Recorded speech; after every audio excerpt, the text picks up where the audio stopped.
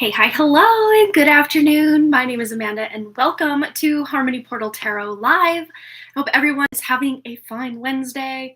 Yes, we are early yet again just because of baseball. This is kind of going to be our regular time until probably mid-June, maybe later June. My hair looks very brown in this lighting. That's so interesting. I need to adjust. I can never tell what everything's going to look like until I'm already live. Because I don't have like OBS or any of those other like streaming off platforms. Oh well, it'll just look like I dyed my hair brown, but I swear it's still the same orangey red that it's always been. It's just this crazy weird lighting. Hello everybody. Hope you're doing well. Vicky is here, and Miss Vicky is going to be our first donation reading today. Amber is here. Welcome, my dear. Dua, I hope I'm saying your name correctly. Welcome, welcome. Yeah, I have an actual kind of fun, informative show planned for Friday, so you don't want to miss it, but if you do miss it, you can, of course, always watch the replay. We're going to be diving into our thoughts and thought forms and the fact that, I know this sounds like a high number, 99% of our thoughts are not us. It's not our thoughts. And we're really getting into it. I just had some major epiphanies, major downloads, and just the past few, I'd say since about Sunday, I've been running yet another experiment. You guys know me. Just trying to figure out the best way to, I guess for lack of a better word, create my own sort of mind control programs with my own thoughts, my own mind. The fact that our repetitive thoughts create these like neural pathways in our brain. And if a lot of these, thoughts aren't even ours, this is outside entity interference or programming, brainwashing, subliminal messaging that are basically creating these automations. We're becoming like automatrons or autobots. And I don't know about you, but I'm not here to be a pawn in any other agenda other than my own spirit's agenda. So we're going to dive into ways, just really breaking down what that means, and then ways we can overcome it. I've got a couple of, little bits of homework that we can really get into on Friday for ways to overcome this, because I think if we can start taking control of our own thoughts, or at the very least, being aware that these thoughts are not always us, we are way ahead of the game from anyone else that's just out there randomly thinking that they are their thoughts. Yeah, we can reprogram ourselves to actually have beneficial thoughts and, turn our minds off. That's one thing that I really struggle with as, a Gemini moon. Not trying to blame the astrology, but as you all know, when we are so heavily brainwashed and programmed, we really are a product of our making, which, our astrology is part of our makeup or our composure here on this planet. So, yeah, we are ready. We are ready to level up in another way that doesn't involve us having to just go through the motions. Thinking and processing information the same way. Really excited about that. So don't miss it on Friday. Yeah, of course, we're still doing our regular readings as well, but I want to just start out maybe the first, half hour or so, really diving into this topic of conversation so we can start making some really great stuff happen for ourselves. So let's check on into the chat here. I've already done a few shout outs, so I'll pick up where I left off. JB is here, Amber A. We've got Get to Leka Ray. Hello, I'm doing well. I hope you're doing well also. Michelle Lynn is here. I saw we had a donation come in from her as well. I'm going to add that right now. One card read. That's not how we spell your name. I got to fix that. Sorry, guys. I'm in a good mood today. I guess that's nothing to cry about during Mercury retrograde, right? We also have Rita Vega here. Vicky, I said hello to you. Amber. Oh, you'll be giving 9 of your baby births to someone on Friday. I'm becoming too emotional and anxious. Oh, no. Well, I'm hoping and, sending those beautiful vibes that you find just amazing forever homes for your wonderful little birdies. Someone who's going to love them and take as good a care of them as you do. Get to Leka. Oh, you're talking to your daughter about this today while on her drive to her school. Wow. So we're already in tune. We're already on the same wavelength with, really tuning into this. I love it. Yep, that's a big change. A lot of love to them. Hope they find an amazing home. Me too. Me too. Yeah, we can't try to turn off the brain, and that is totally in alignment with what I'm trying to say here. Is we can't turn it off, but we can at least utilize it to our own capacity and turn off just the programming that's running behind the scenes, not the thoughts themselves, absolutely not, and not the, like, you, as you say, the different systems that run, our bodies and stuff, that innate intelligence that's running. We're not talking about that. We're talking about interference. We're talking about negative entities. We're talking about AI. We're talking about different hijacking, suppression programs that are put in place specifically in the brain, or having to do with the brain. Like, that's what we're really diving into. Yeah, nothing that we're needing. We're not trying to, level up behind or above anything that we actually need. Not at all. Okay, so that all being said, we're about 6 minute mark. So hopefully everybody who wanted a card today is here to get their card. And we have 8 people and 4 likes on the video. Let's see if we can get that up to 8 likes. Let's just see. Let's just run a little experiment since we're in experimentation mode. And as I was saging and using my cedar from Kootenai Falls, which is an amazing place up where near my hometown, where they filmed parts of the movie The Revenant, the movie River Wild back in 1994. They filmed part of the movie Always with John Goodman there. There's other movies as well. On Devil's Pond was one they filmed in like 2003 with Tara Reid and the guy from, oh, I always forget that other movie he was in. But he was also in Remember the Titans. He was like the cute guy. I can't remember his name. Yeah, they filmed quite a few movies up there. But anyway, that's totally beside the point. I love using the cedar from there. To me, it's been working way better than just my typical white sage that I grow in my garden. Yeah, I ethically source all of my smudge and sage and all of that fun stuff. But as I was doing that, I was really drawn over to my golden healer. And it's really weird. I haven't really been drawn to wear or work with too many crystals today. And it was weird because I put this ring on, which is a Agni Manatite.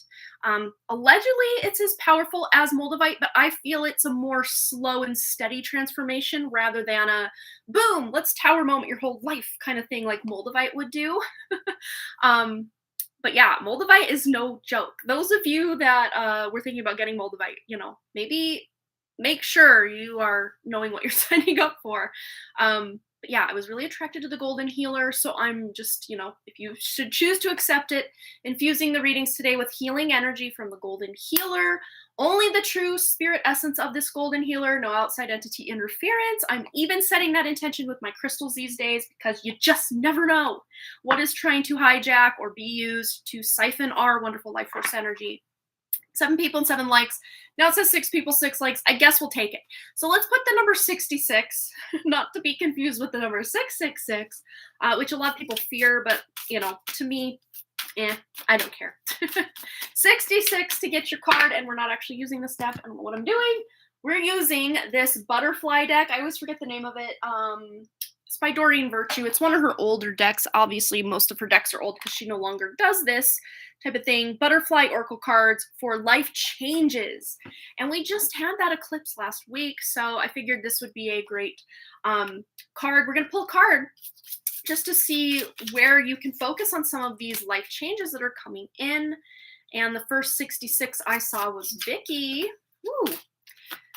Shuffling is a little chaotic today, but here we go. Vicky, your focus for change will be with healthcare change. So maybe a change in seeing certain doctors or certain ways you're showing up to really help your own health. Could be diet, lifestyle changes you're making. If this isn't something on your radar already, this could be something you can really look into or dive into to really change your life for the better. All right, Michelle Lynn, let's get you a card, my dear. And we have 2 for you. So there's 2 big changes coming up. So changing your mind, huh? Look at that. You might not want to miss Friday's little show we're going to have going on. And then memories. So there might even be some changes you have to past memories, or you're utilizing memories from your past to make some very significant changes in your life coming up, Michelle, which is pretty cool. pretty cool. Very Six of Cups energy, if I'm, being truly honest. Very nostalgic energy. All right, Amber A, let's get you a card. And you have here, be true to you. So you're making changes, Amber A, that are more in alignment with your true spirit. This is, maybe letting certain people down in your life, but this is not you being selfish or trying to prove a point. No, this is you doing what's in alignment for your highest good, per your soul or spirit's truth. All right, Get to Leka is the next 66 I see. And if it appears that I've skipped you, please hold off on putting yet another 66, just because sometimes that can muddle up the results here. But I will always do like a last call kind of thing. So let's see. So Get to Leka Ray is next. Changes coming for Get to Leka. And we have here, join in. So you might be being asked very soon to participate in new projects, new communities, new gatherings, or just have your input be heard. Don't let your voice fall on deaf ears, or don't suppress what you would like to see happen. Communicate. So you're involving yourself more in communication. All right, Rita Vega, let's get you a card. Rita's is seeking and finding. So you're making changes to the way you're seeking and finding information, seeking and finding opportunities, abundance, overcoming obstacles, finding really creative solutions in your life as well, Rita. All right, JB, let's get you a card as well. I'm going to scroll up just a bit. Not that far quite yet. Okay, there we go. JB. All right, JB, you have be true to you as well. So making changes to the way you show up in your own life, really being in alignment with your true spirit, your true essence, because that is going to vastly improve your life. So being your authentic self. All right, Scarlet. Scarlet, what changes is she making? Scarlet, healing from the past. And this doesn't just involve emotional or, healing the trauma from past. This could be stuff going on in the physical that has a physical root in your past, your emotional state, your mental state, maybe even past lives. There's a lot of healing coming in, or changes to the way you're showing up in your healing journey that are really going to start almost acting as this cascade effect or like snowball effect in a good way to really help what's the word, double down, or it's not the word I'm looking for, but it completely escaped me. But you're really looking to do double duty with your healing. All right, Marlene V, let's get you a card. All right, Marlene V. Okay, so we have here grief work. So you might be overcoming some grief from your past. Of course, your Uncle Juan, it feels like that energetic essence of him. And any grief may be surrounding him, or the loss of any other loved one, or even loss of people, not as far as them crossing over, but loss of them from your life, going separate ways, breaking up, these kind of things. Just doing some healing work. And this doesn't feel like you have to go digging or diving deep to find this. It's very close to the surface. And you don't even have to put a label on it or understand what the grief you're feeling in any moment is part of. Just acknowledging the grief and allowing it to flow is all you need to do to allow that to flow and continue moving on. All right, Amber, let's get you a card. Anyone else looking to get a card, go ahead and put a 66 in the chat. We have about 7 minutes left, or 6.5 minutes left on our free portion here. All right, Amber, we have hobbies. So you're making some very big changes to your hobbies. And it may not be the hobbies themselves are changing, but the way that you show up for these hobbies, maybe the different systems or routines you have surrounding your hobbies. Maybe you're literally scheduling time to work on your hobbies during your work week or your, daily routine in some way. Maybe even incorporating or bringing on a new hobby, or just researching different hobbies and finding something you can do. Of course, because it's you, Amber, I feel it's a very creative hobby or some sort of creative outlet. Sorry, I dropped a card off the top of my tarot, which I know is not at all involved with these, but I feel this is also your message, the 6 of Swords. So there's healing, there's communication, there's putting yourself out there online, possibly resulting because of your hobbies. Love it. Okay. Oh, that was a beautiful eclipse to see, by the way, says JB. Hello and welcome to the live. Amber, you're always so thoughtful and welcoming. I love it. Hello, Dorothy Collins. Welcome, my dear. All right, let's get Dorothy a card. It's 11:11 and 12:12 for everybody. It was 10:10 here about, what, 5 minutes ago? I'm a little behind the times, literally over here in Mountain Time. Let's get Dorothy a card. All right, Dorothy, you are ready to take the next step now in anything. Right as I said that, I was really drawn to my hat. Of course, the color orange, and it's very interesting. Your little profile picture with the D on it is also an orange color. Just putting it all together. So creative work. Working on your creativity and utilizing your life force energy or that sexual energy. It doesn't literally have to be sexual, but that's, the chakra area or part of the body where that energy really resides to help bring this life force energy about. But you are taking the next step now. So there might be a choice you're making or just changes you're making to your life right now that are really going to pay off for you to level up. It's very, very awesome. All right, anyone else joining us, go ahead and put a 66 in the chat to get yourself a card. I think this is a collective one. I just saw it, emotions. So there's a lot of changes coming to the way we observe, feel, process our emotions coming up for all of us. Love it. Okay. Yes, that's exactly what I've been doing. Thank you so much. You are so welcome, Amber A. JB says, yes, thank you. I'm being me, but I'm being beaten up about it within certain family members. Aw. Yeah, that's really hard when the more you become your authentic self, you just realize your pool of people you connect to, that you vibe with, just gets smaller and smaller. So it almost feels like a catch-22. Like, I'm doing all this work and I'm really honoring my true spirit. And here I'm being rewarded by everybody hating on me or calling me out or beating me up about it in some way, and it doesn't feel like a great energy exchange. But at the same time, you realizing the true colors of certain people because you are being your authentic self really can allow you to let go of some of these connections that just aren't on alignment. And yes, even if they are family, doesn't mean you have to let them go forever, but a lot of times just keeping them within a sacred distance, putting those sacred boundaries up, keeping certain family members at a distance that maybe you only see them once a year, once every few years during certain holidays, and like your day-to-day regular life, you don't have to see these people or experience these people. Yeah, it's up to you though, as far as who you keep, who you let go, who you keep within an arm's reach or whatever. Get to Leica has also made a donation. Awesome. I'm going to update our list before we dive in. Let's see. Just want to make sure I'm not missing anyone's comment. It fits 100% for Scarlett. Yay. Amber was planning to make a schedule for your painting projects. Also, I'm planning to start learning Kathak dance once we move to Cumming, Georgia. That's amazing. I think that you're already on the right path. You're already tuned in. You already know what to do. So just do it. Yes. Jamie. Let's get Jamie Wilson a card.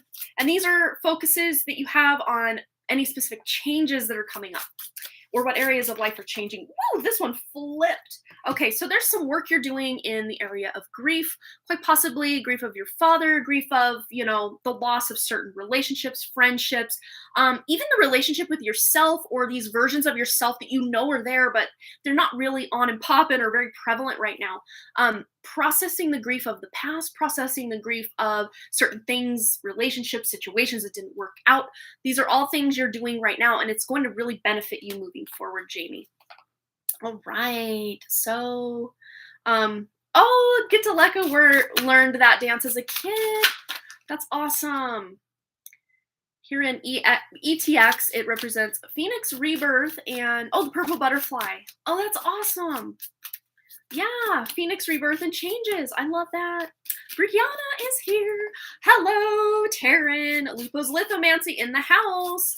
I know at least 2 people from my main channel, I guess. I saw them over on Dr. Lupo's live stream the other day. That was so fun on Sunday.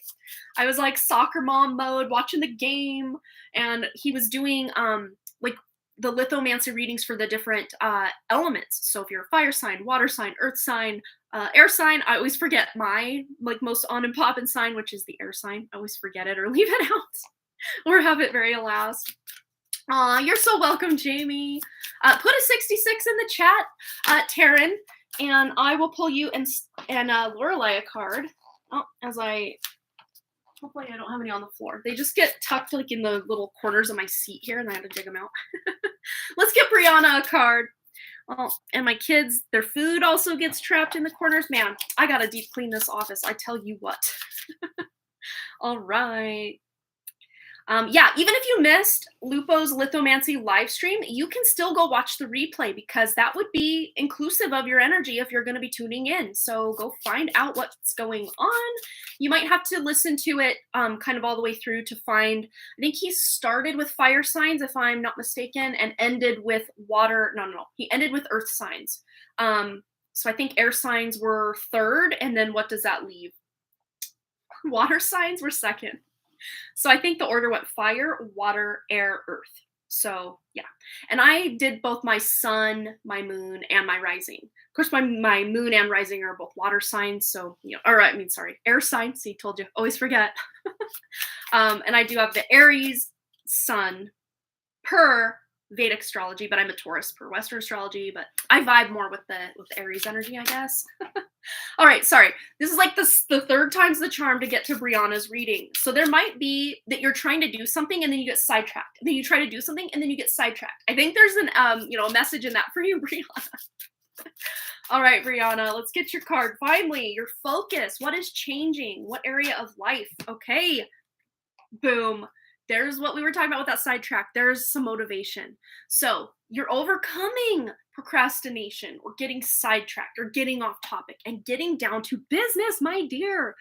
I need a little bit of this in my life. Yes. I think we could all benefit from some motivation and just feeling all gung-ho to do something, and that excitement, that passion, that inspiration that carries you through. So exciting. All right. Love to you too as well. Lupo's lithomancy. Oh yeah, Amber learned it as a kid too. Yes, that's awesome. All right. Let me just scroll back up because I've skipped something here. Okay, so I'm gonna honor everybody who's already got a 66 because I get long-winded. So we're gonna go over the 20-minute mark for sure today. Info Entertainment 999. Let's get your card. Here we go. Ooh, we have changing your mind.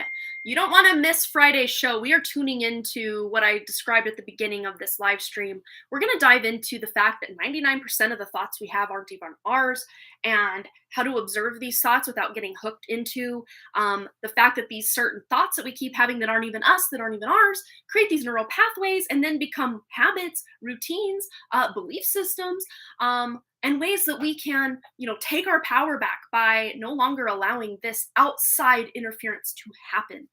It's going to be a pretty powerful and potent show, so please don't miss it. But if you do have to miss it, you can always watch the replay. That's going to be taking place our next live stream on Friday, which is going to be happening at 10 a.m. Mountain Time, noon Eastern, and 9 o'clock a.m. Pacific. Woo! So yes, here we have your card. I'm getting to it. Yes, changing your mind. So you might be actually changing your mind and shifting your focus to something completely different than what you've normally or kind of gotten in a rut or kind of stagnant with. You're deciding to take the changes that you want to see in the world into your own hands and really taking it up a notch by maybe even journaling out info entertainment, journaling out all the things you want to be when you grow up, or the changes you want to make, the perceived obstacles that might be standing between you and what you want, and then really creating yourself a plan. All right, Lupo's lithomancy. Let's get you a card. I'm going to get you a card, but I also feel the need to pull Lorelai a separate card for her as well. Yeah, something to do with her emotions. So let's get Taryn's card. Here's Taryn. Gracefully aging. So there might have been, this is just a thing that happens with probably anyone over even the age of 30, I would say, is just we notice a fine line here, a wrinkle there, a fat roll here, a fat roll there, it happens.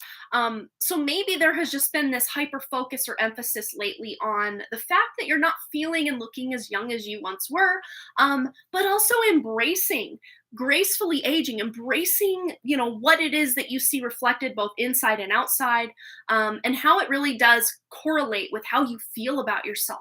So there might be some big shifts and focus changes that as you accept certain aspects of yourself, you're going to start to see things, maybe even start to age in reverse a bit. That is something that's been happening with certain people. So yeah, keep that in mind. So let's get a card also for Lorelai. And if she's not there and not watching, of course, you can show this to her later. Lorelai's card. Okay. Ooh. So there might be some shifts and changes coming to her, you know, spiritual. I would say we're crossing out religion because she might, I don't know. I'm really feeling Lorelai might have a couple of things to do with religion that do vibe with her, but there might be some shifts or changes coming to that. But it's specifically about spirituality and the way she connects to her own spirit, and specifically through the emotional state, emotions, the way you know, you're processing emotions, Lorelai, are shifting and changing as well. All right.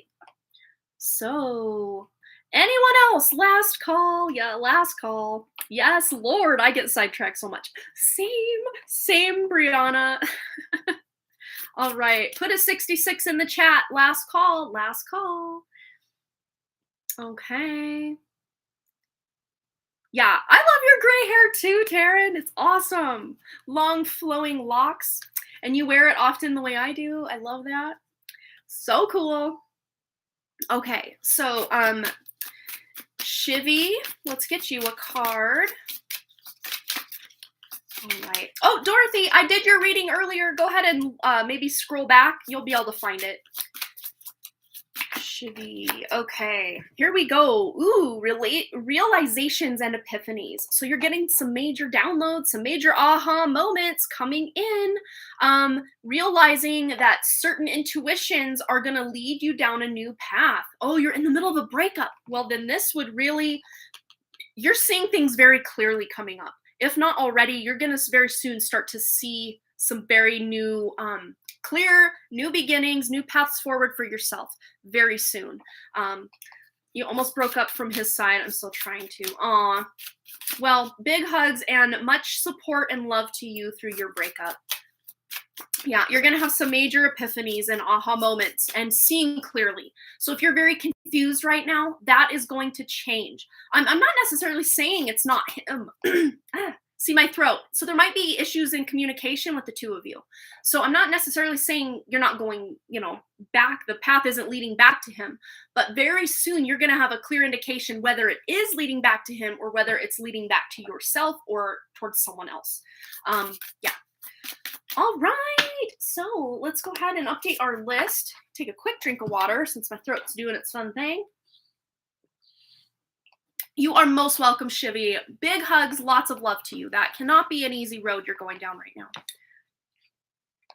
But of course, always asking your inner self, your true spirit, for your greatest good. Sometimes that's not what our mind or even our heart wants.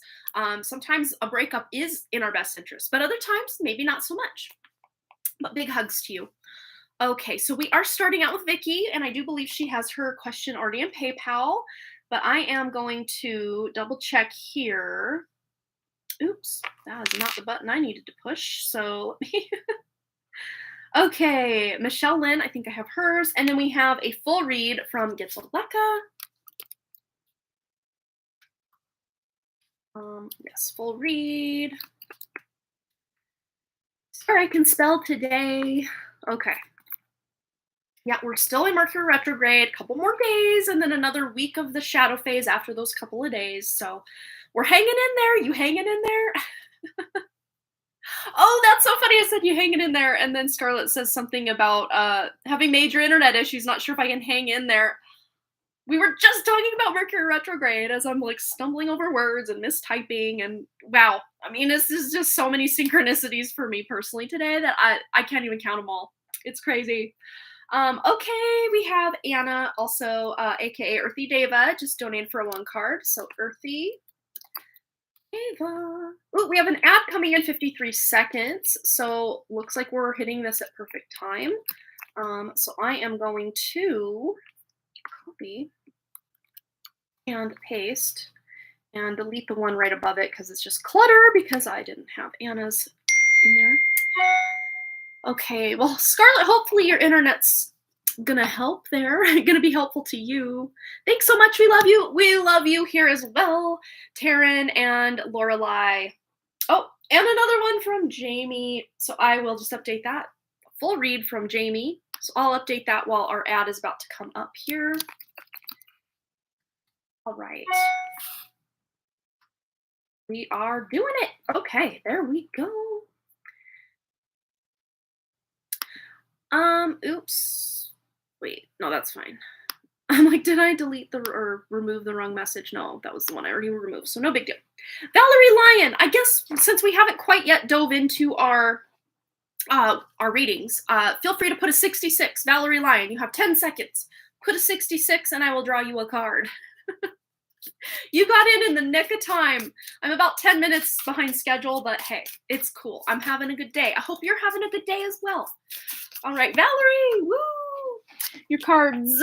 2 cards. You get 2 cards. They flew to the floor. Ooh, wow, lady, you got 3 cards. Look at this.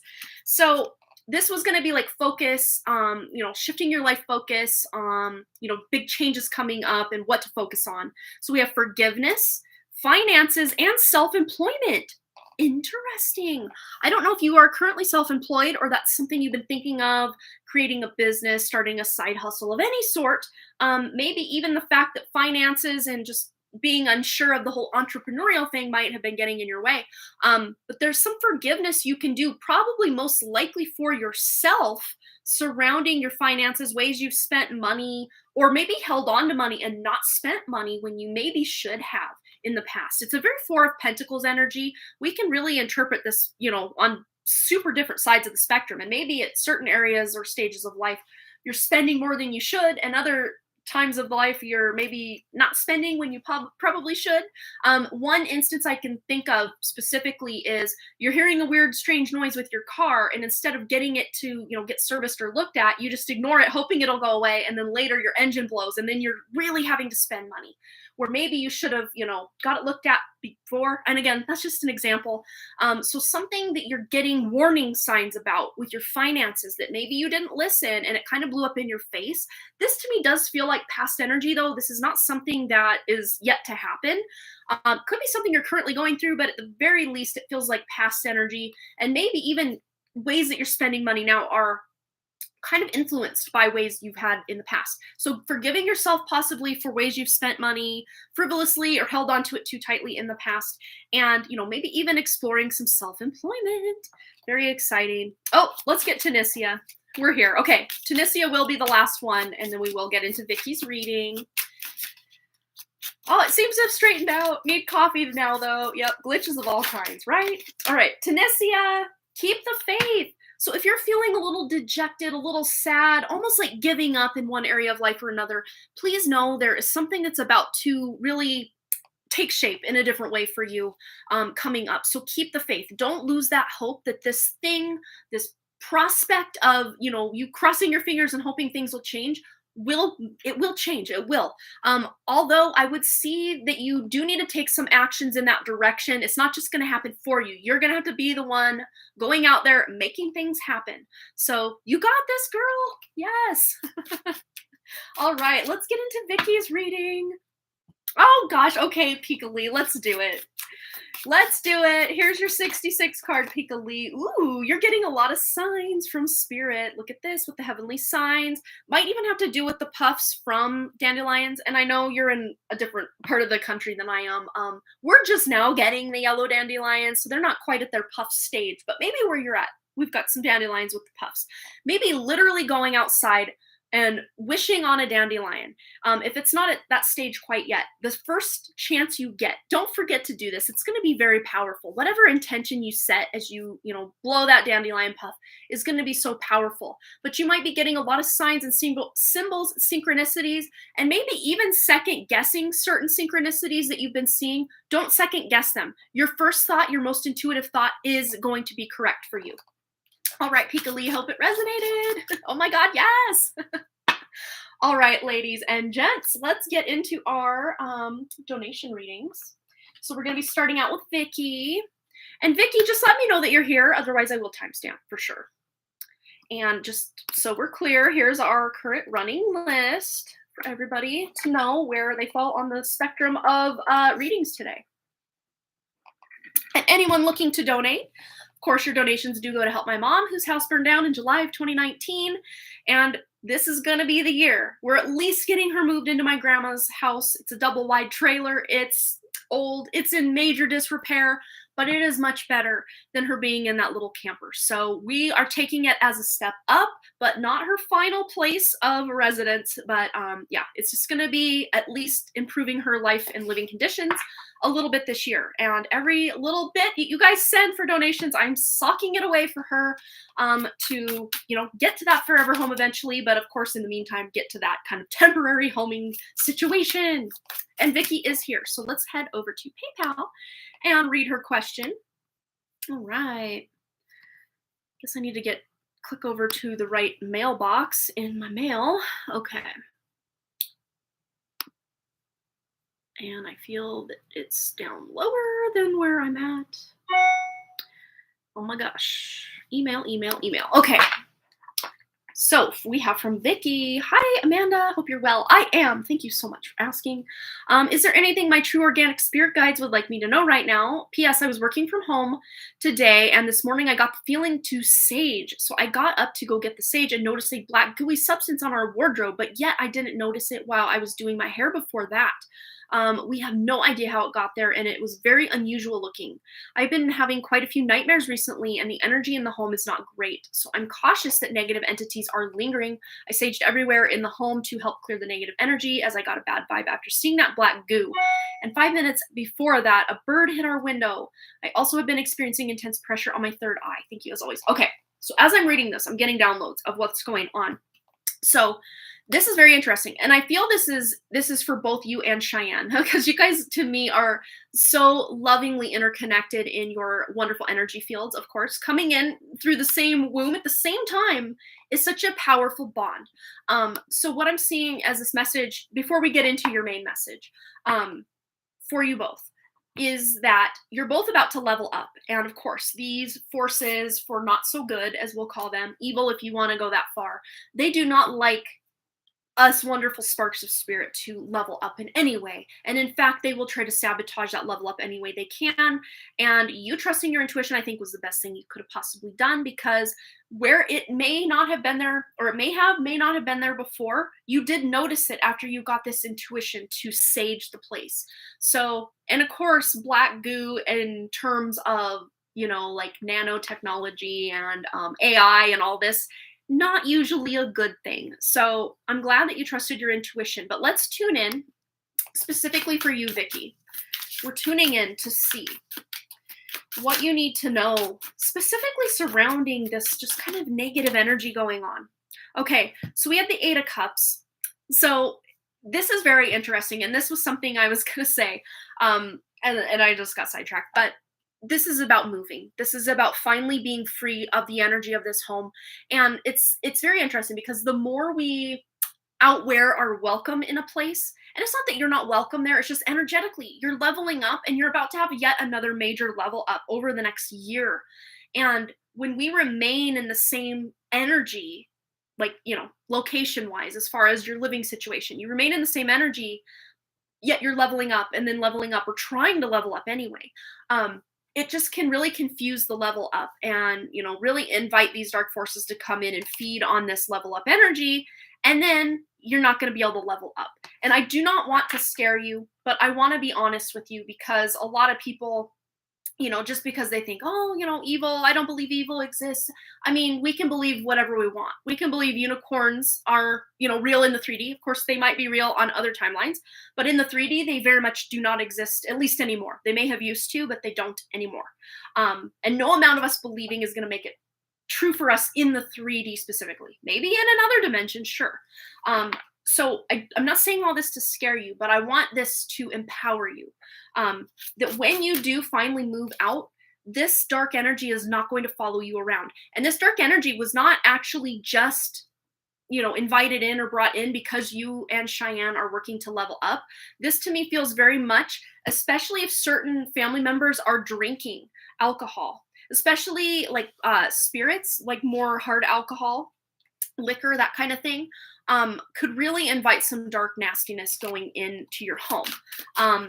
And I'm not sure, what you and Cheyenne do in your free time, but I would just say abstaining from, getting drunk, or really opening that, you really open your aura, your energy field when drinking. And especially when you get so much in you that you are now drunk, you really allow and invite, whether you know it or not on some level, we're inviting these entities. Why do you think they call it spirits?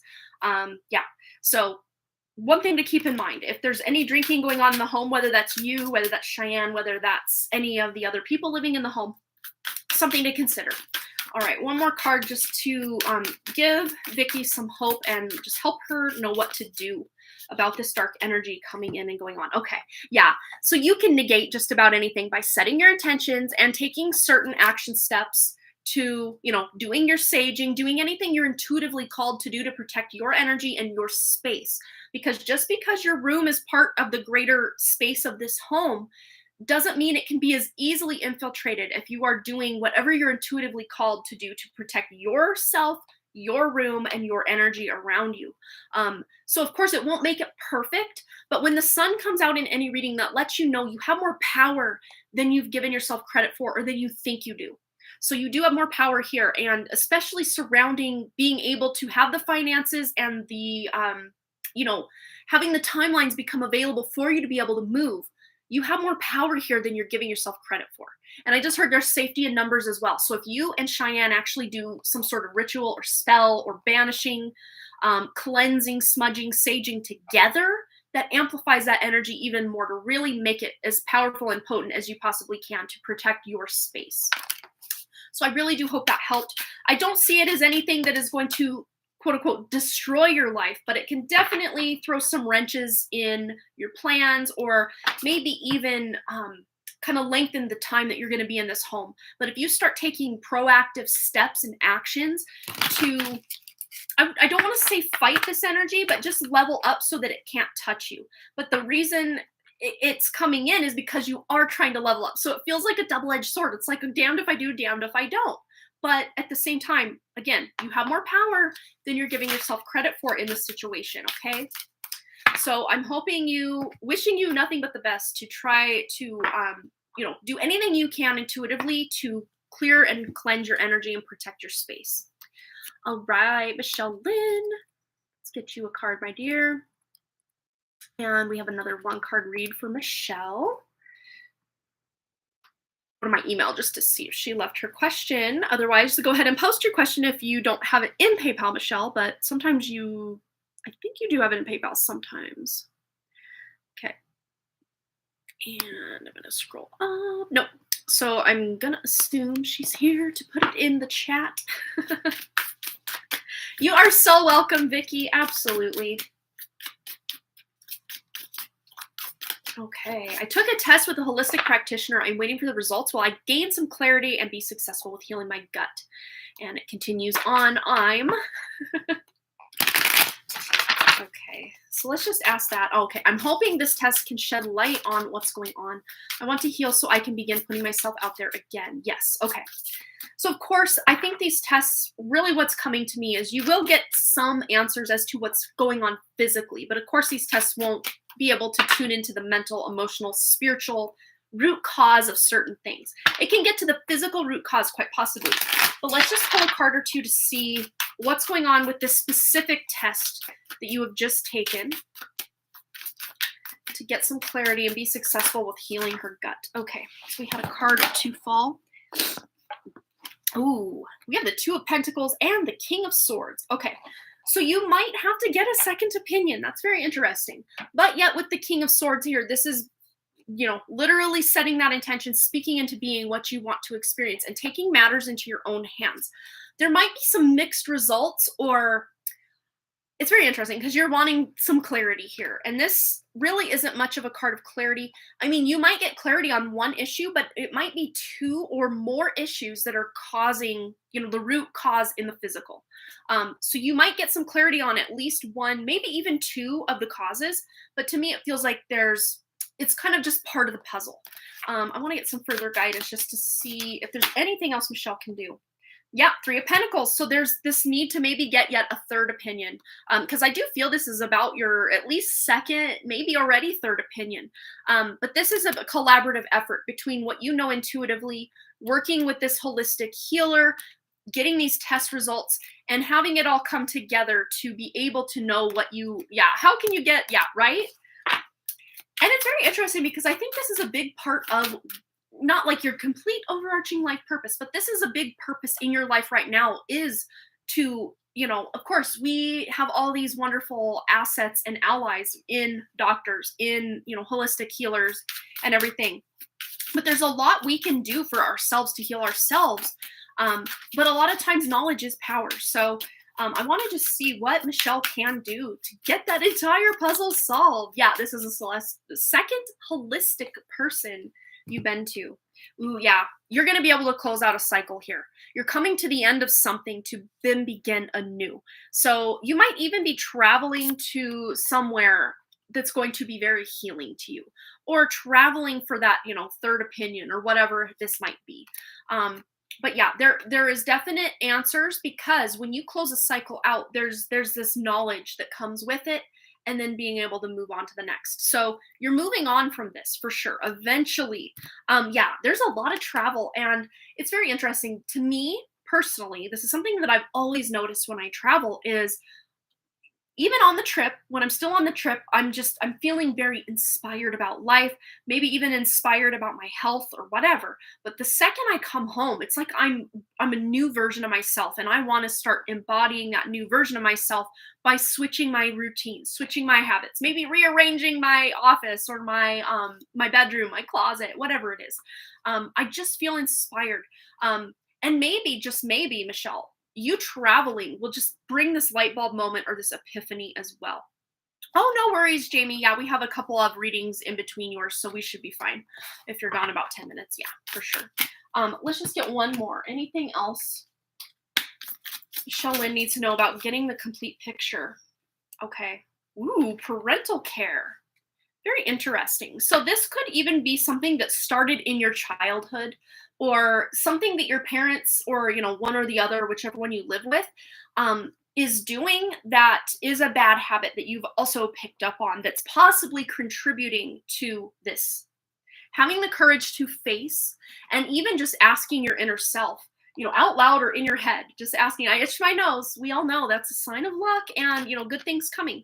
But just setting the intention to ask your inner self that if anything that you're doing to contribute to these imbalances that are causing these issues, that it becomes glaringly obvious. And this might be through process of elimination. Like, I'm sure you've already done some of that elimination with your diet. I know you've cut out all sorts of things from your diet to try to get to the root cause of this. But it doesn't just have to be diet. This can be, cleaning supplies. This can be like chemicals, toxins of any kind. Certain people that you are around's perfume, these kind of things that we maybe don't think of right off the top can contribute. So it's almost like you are going to have to be the one to really put these puzzle pieces together. Yeah. So yeah, I would say go travel for pleasure, because as we do the things that light us up and bring us joy, we really do get answers in those other areas of life. So if you are, feeling called to go to some health place that's at a distance, of course you can make that part of your trip. But I would say also do something for pleasure as well. Traveling for pleasure, going somewhere that feels really exciting to you, can really open up this new inspiration in your life to get the answers you're seeking, for sure. All right, get to Leka. But I hope that resonated for you, Michelle, brought you at least a little bit closer. You are so welcome, Michelle. And I wished that we could just get, boom, here's your exact answer, change this, do this, go here, do that. But it's never that easy. And a lot of times, especially if there's a lesson wrapped up in this for us, or something that we need to discover on our own, a reading like this can definitely be yet another breadcrumb to follow, or yet another, check off the list, but not quite, completing the thing, or really getting down to the bottom. But I do see in the next month or so, you are getting this kind of, I don't know, like intuition about something that could be causing it. And you kind of eliminating that from your life for a moment or two. I'd say at least 2 weeks, 3 weeks, eliminating this thing and just seeing how you feel, and realizing then when you try to incorporate that back in, that you start not feeling as great again. You're going to have a major breakthrough in about a month. Of course, on your own, but also possibly these tests might highlight some things that you can definitely work on that will, contribute to the overarching, root cause of whatever's going on here. Because it feels very multifaceted to me. It doesn't just feel like one thing and you make this one switch and you're done. There's a lot wrapped up into it. All right.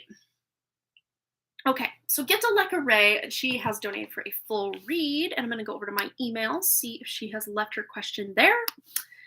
All right, messages I need to hear from the higher realm. I love it. Okay, get to Leka, my dear. What does she need to know? Message from the higher realm. Tuning into her inner self, her true spirit, the original source creator. What does she need to know? Get to Leka. Ooh, 7 of Wands, feeling like you have to defend yourself. I think this really does go and speak to what's going on currently at work.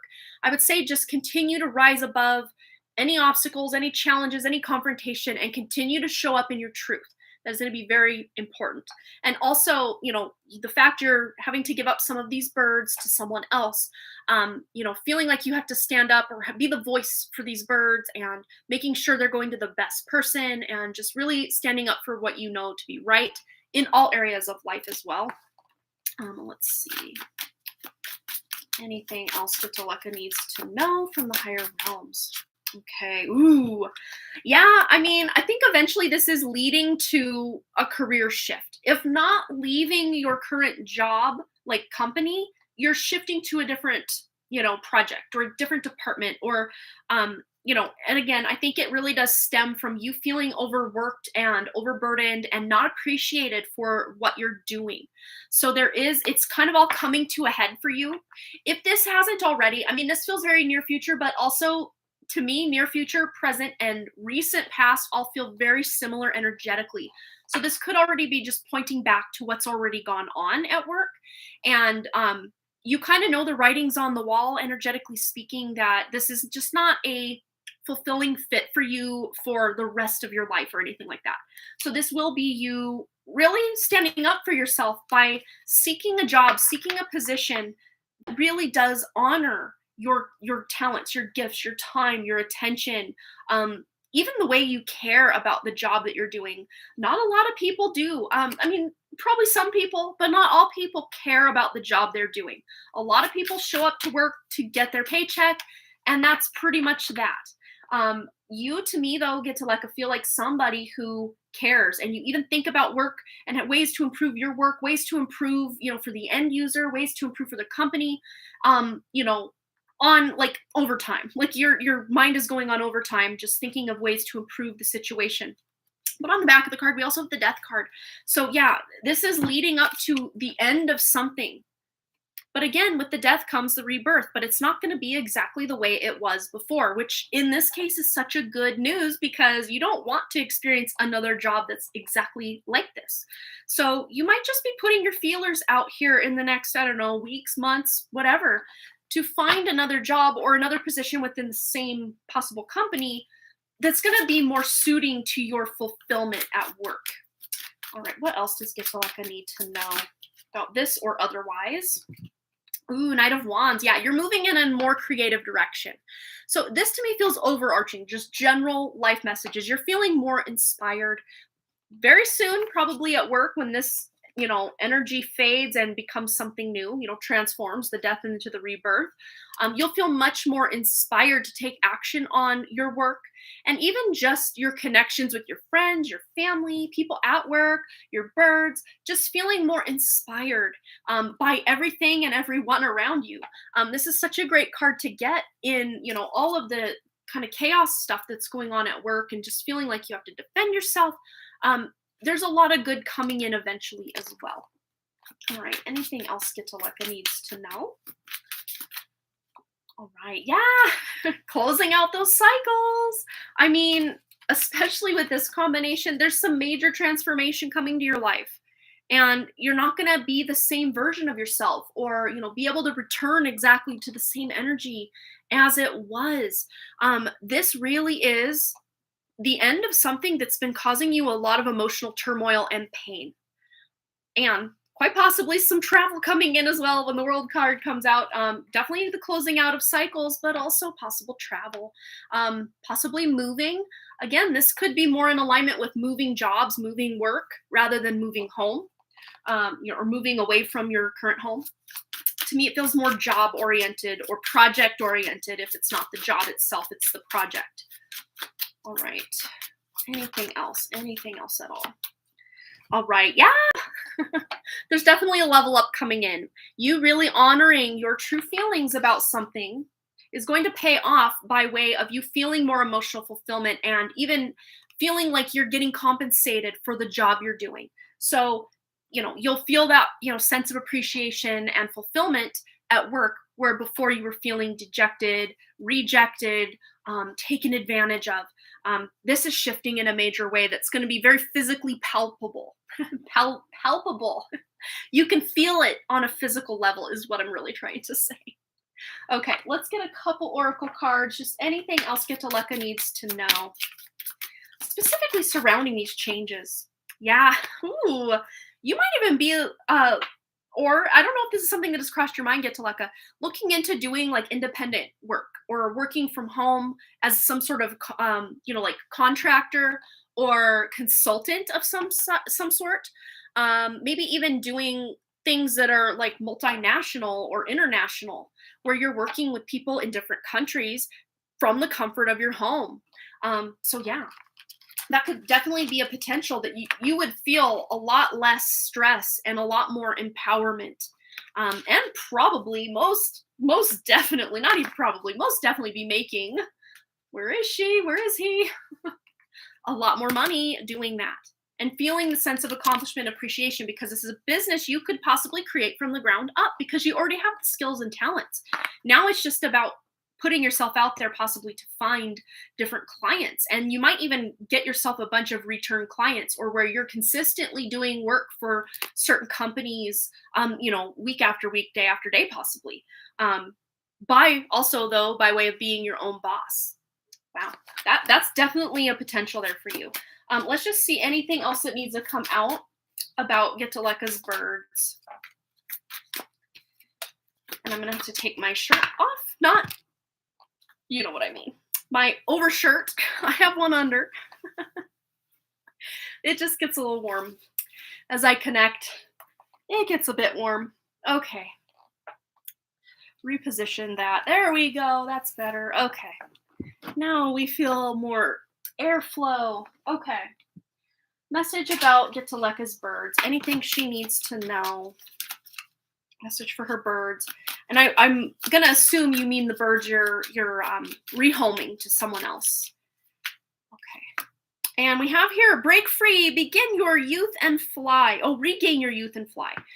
And we have a bird in flight. So I think you're making the right choice, both for you and the birds. I know that it's probably was a hard choice for you to rehome some of these birds, but the fact that having so many birds, it just might become overwhelming to you. And then you won't be able to spend as much time with just maybe the fewer amount of birds because there's so many of them. So this really is in both your and the bird's best interest. And that even benefits the birds that you currently or continue to have, because you'll have more energy and effort to put attention toward those birds and really love and allow those birds to thrive under your care. So yeah, I think you're making the absolute right choice here. And they're going to be fine. They're going to be able to really feel this sense of peace and happiness in their new home. Yes, it's about the birds that will go. I'm very attached to them. Yeah, and I can totally see that. Absolutely, that would be very difficult to do, but it is in your best interest and the bird's best interest and the birds that you're keeping's best interest. So it's a win-win-win for everybody. So I hope that resonated, Getaleka. I know it's not going to be the easiest thing you've ever done, but your heart will be feeling very fulfilled in knowing the birds are having an amazing home experience with their new owner. All right. So Earthy Deva and Anna, just let me know if you're here. Maybe you wrote in your comment. You are so welcome. You're very anxious. Yeah, I can totally understand that. And big hugs to you. Oh, we have an ad coming in 54 seconds, so maybe I will hold just a moment here.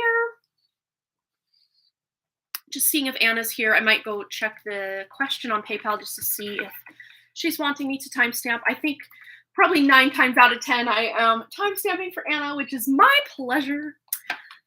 All right, so I'm going to double check that. We have an ad coming 33 seconds, so the countdown is on. All right. And Marlene V has also donated after Jamie. Okay, so Anna. If I don't hear from her in the next, I don't know, when the ad is over, I will just timestamp that one for her. Okay, I know I had it here. Yeah, I got tissues everywhere just because the past few days, today I can't hear it in my voice at all. But probably since about, what was before Sunday? Well, maybe around Sunday.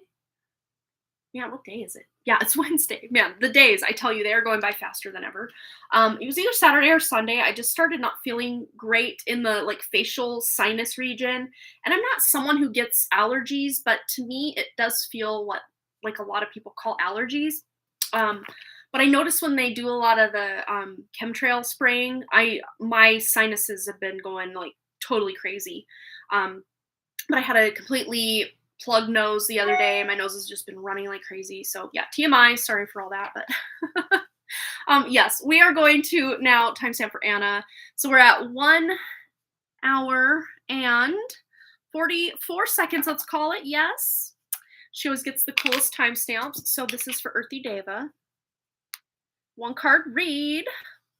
And let's get Anna some answers. Yeah, and I had a huge migraine and like a sinus pressure, like even just pushing just slightly on my cheekbones hurt so freaking bad. So bad. I was like, what is happening to my face? Felt like the back of my head was pushing all of my face forward, and I'm like, my eyes are gonna pop out of my head, but they didn't look like it. They just felt like it. Oh my gosh. I'm feeling much better today. Maybe that's why I'm in such a good mood. I can still feel some weird congestion like back here, and like if you kind of go back past the nose, like to the middle of the head area, not like to the back of the neck, but like in the middle area, kind of behind where you would swallow and like up above it, behind and up. That's where I'm feeling just some kind of congestion and pressure, I guess. Yeah, who knows? Who knows? Yeah, I don't normally have that kind of deal going on, but that's what's going on. Okay, so Anna, let's get your question going. I need a comforting message. The last 2 weeks have been intense, and I need some inspiration or words of encouragement. Yes, absolutely. And it's very interesting. I don't think I pulled a one card for you like we did earlier, but I'm going to start your reading with these. How to shift your focus, what's changing, what area of life these changes are occurring in. We're going to kind of start your reading that way, and then we'll get into Ooh, so maybe you're having some second thoughts about something, or you're wondering if you should change your mind about something. Just follow your intuition, whatever that is that's going on for you. And this might even be unrelated to what's been going on the last 2 weeks, or kind of what your point of focus is for that, what's been, intense for you. This could be something totally out of left field or something completely different. But yeah, let's now tune in to what has been going on with the intense energy. And of course, we just had the eclipse. We've been in that eclipse corridor. So yeah, there are a lot of changes, a lot of just feelings, feeling the feels have been going on. But let's get some words of inspiration and encouragement for Anna. Words of inspiration and encouragement for Anna in what she's currently and has been going through. Ooh, we got 3 that definitely want to come out. Ooh, I love it. Okay. So it might have to do with your love life. It might have to do with your love life, feeling left out, maybe something that has gone on in the love life, or plans that didn't happen, or feeling like maybe the partner is doing things with other people, but not so much with you, or just if it's not that, intuitively, it feels maybe possibly more like, even though you are connected and you're together, you can't quite feel the connection. It's like being in the same room with someone, but feeling, 1,000 miles away kind of energy is what I'm picking up. But don't fret. This energy, this intense energy that's been going on in your love life specifically, or even with, doesn't necessarily have to be a love partner. It could be someone that you feel very like soulmate energy or very connected to, friend or family member, coworker, whatever. If it's dealing with a relationship with someone like that, or your love partner, or both. Maybe it's both. Maybe that's why it's intense. It's coming at you from all angles. You have some hard work paying off. This is good karma from the past. This feels like 2 years ago. Something you were doing around this day 2 years ago. So that would put us around May 10th of 2021. Something you had going on, or a big change or shift you had take place at that time. It feels like there's a cycle closing out with that change or shift. Maybe you're walking away, or shifting from the energy of something you were just stepping into 2 years ago. Now you're stepping out of it or leveling up. It doesn't necessarily mean you have to leave that energy, but there's, kind of, I'm seeing the spiral staircase of, you know, cycles. It doesn't just happen in a circle, like same crap, different day, didn't learn anything. When you learn something, yeah, that cycle might come back around, but you have that higher knowledge. And then the next time it comes back around, you have the higher knowledge. And then the next time, higher knowledge. So yeah, closing out a cycle, but possibly continuing on the path, but just having the higher knowledge of something that's been going on, or that started around 2 years ago for you. And this could even have to do with your sense of self-worth, self-love, something that happened 2 years ago around this time that really made you want to step into overdrive with your self-love mission. That's what that feels like to me. But any relationship where you're feeling left out, or maybe someone's made a snide comment that made you feel like they wanted you to feel bad for something you did, or you're just feeling bad for something they said. Again, you're going to feel happy very soon. This is a very happy energy coming in to help support you here. I just want to get one more. I'm just intuitively drawn to this deck. Just anything else Anna needs to know. Words of encouragement, of upliftment here. Woo, that one went flying. Yeah, there's some major energy at play here to help you. This feels illuminated, like you're going to have clarity in a lot of areas of life and just feel more revitalized, rejuvenated. So if you haven't been eating the best or taking care of yourself or getting enough sleep, I would say start there. That's, self-care vibes is a great place to start. And once you start, ticking all those self-care boxes, a lot of your life force energy is going to come flooding in to allow you to feel more inspired, more passionate, more excited, and actually be able to feel the love from yourself, from others, sense of fulfillment from the things that you're doing with your time, seeing your effort pay off as well. So I hope that resonated, Anna, and brought you just a little bit of a pick me up, a little bit of encouragement, because you deserve it, girl. You do. And much love to you. Oh, you have head pressure today, and same on Sunday evening. Yeah, my it wasn't like a migraine. It didn't develop into a migraine, but it just felt like intense sinus type of headache. It was like a headache even in like my upper teeth, which, I've had, in my past, I've had some major dental issues. I had an abscess in one of my wisdom teeth at one point that I had to have that pulled. I just got all my wisdom teeth pulled at the same time. And yeah, I got an implant tooth back here earlier this year, or was it last year? Oh my gosh, time. I think it was last summer I finished that up. That was a ride. Then that actually occurred because when I was 16, a dentist broke a file off doing a root canal in that same tooth and just left it in my jaw for, let's see, from age 16 to I think it was 31 or 32. So at that point, I had lived half my life with a random metal file in my jaw, and it caused pain. But I haven't been having that level of pain in probably like 9 years. I haven't had any cavities. I've been really just trying to do the best with my oral hygiene and health, and things have never been better. I cannot complain at all, but just when you get the sinus pressure and headache, it just really makes your teeth, especially my like upper jaw and teeth area, hurt. And behind my eyes, behind my nose, even my cheekbone, my ears were hurting, ear, nose, and throat, the whole shebang. It was not fun. But yeah, I hope everybody that's been feeling personally attacked by, whatever's going on, energetically or physically speaking, that you're feeling much better now. Oh, and Pika Lee has donated. Let's just see if Anna is back. We have Marlene V with a 1 card coming up right after Jamie. But I wanted to just shout out for Jamie, see if she's back yet. I think it's been more than 10 minutes, but, I know she's got kids, so 10 minutes could turn into an hour. I know how that is. Let's get Marlene's 1 card on the board here. So Marlene, you might be next. Feel free to post your question, and then unless you already did in PayPal. And it says, Pika Lee, your payment is processing or something. Let me look. Let me see what's going on. Pending. It's pending. I wonder why. That's never happened for you before, but that's fine. I trust you. We're going to roll with it. So it looks like you've donated for 2 full reads. So I will update you on my list here as well, my dear. Yeah, I don't know why. It's doing that because I'm just seeing that it says it's pending. I didn't get a notification here, but I got an email not like a PayPal notification, and it just payment from your name on May 10th is pending. So it didn't give me the little description that I'm sure you spent quite a moment typing out if you say it's a long, long question. So I might see if I can go into PayPal, just manually get in there and see if your question's there. Then double check that before we get into either Jamie or Marlene's read. Let me double check. Okay. Alrighty, so gotta log in, like 25-point authentication going on here. Yeah, that is so weird.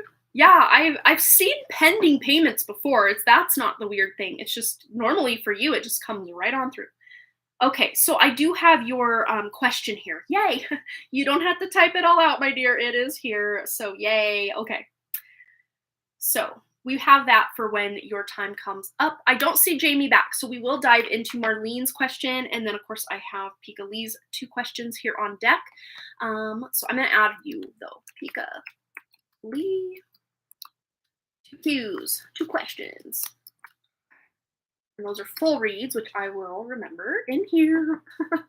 Marlene doesn't have a specific question, just a general is fine. All right, let's tune in to Marlene's wonderful true spirit and see what she needs to know right now. Just anything she needs to know, just whatever messages need to come up for Marlene right now for her 1-card read. And of course, 1 cards are never 1 card on my channel. No, they are not. Ooh, so there's something you're about to come to a completion with, or there's just maybe even this intense pressure or stress behind one area, maybe possible different areas of life. But there might be just one specific one that you're ready to just be done with something. It feels like you're in the middle of it, or more toward the end, not the middle so much, but it might feel like you're in the middle and it's never going to come to an end. And this might even have to do with your daughter's issue.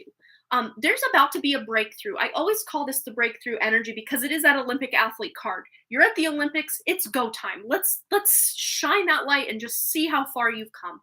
That's what that feels like to me. And it feels like almost anticlimactic, if that's, I don't know the best way to describe it. It's almost like the resolution or the big victory that comes from this difficult thing you've been facing. It's almost just like a calm, cool, collected kind of conclusion to what's been going on. No big pomp and circumstance, no big, I don't know, victory moment, but it feels though in your heart like a big victory, smooth sailing kind of victory. Oh, she started eating solids about a week ago. That's amazing. Wow. All right, let's see what else Marlene needs to know. Knight of Cups. Yeah, you're going to be feeling, the stress of whatever this thing is you're about to close out or have already closed out quite possibly. Because like I always say, that recent past to near future energy always feels energetically very similar to me. Yeah, but the Knight of Cups, this is good. This is feeling romantic connection or just this romanticizing of life. Instead of rushing and, reading through your phone, scrolling your phone as you're drinking and enjoying your morning coffee. Instead, just, get out, like if you can, in nature and just, enjoy the sunrise or hearing the birds and just slowing life down a bit and romanticizing even the, ritual of creating a cup of coffee or, things like this. Just really can enhance your life in many ways because so many of us are on that daily grind and we just are almost going through the motions. This is about slowing things down and enjoying, especially when, going back to the food example, when we're in a hurry or in a rush, which is like us every single night of the week with baseball going on until mid-June. We have to eat dinner at like senior citizen hours around here, like we had to be a town over at 4:30 last night. So we ate, my son ate in the car on the way over. We just packed some stuff up from home that my husband came home a little early from work, made it. And then he ate in the car and then I helped him warm up with the ball until some of his teammates got there. And then I had my dinner in the car. So it's about, yes, maybe we're rushing because there's a lot going on, but still taking the time when you have it to slow down and just enjoy what's going on, what's ahead of you, what's in front of you. That's really what this feels like to me. So just enjoying life and allowing certain things to slow down. And you might have to be very mindful about being the one to slow time down, because if we aren't mindful of it, time can just continue to just rush and speed. But when we set the intention that, okay, this 15 minutes is going to feel like an hour, or, if it's maybe the opposite, like, oh, this hour is going to drag on, I want it to feel like 15 minutes. We have more control in these situations than we give ourselves credit for. This might even have to do this romanticizing of life and feeling like, stagnant at your career, or like, you're in the middle of something rather than toward the end. And not the end of your career in a bad way, but like the end, to be able to have some sort of breakthrough coming in.